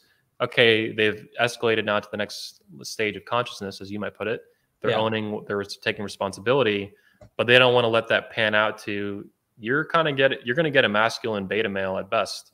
Some guy who's legit alpha is probably not going to wife you out. Why would he? Mm-hmm. Like, you've made real mistakes, and those mistakes have consequences. And that's where I'm not seeing that yet. That kind of like, look, you don't deserve that great of a guy because this is your history, and it's pretty bad.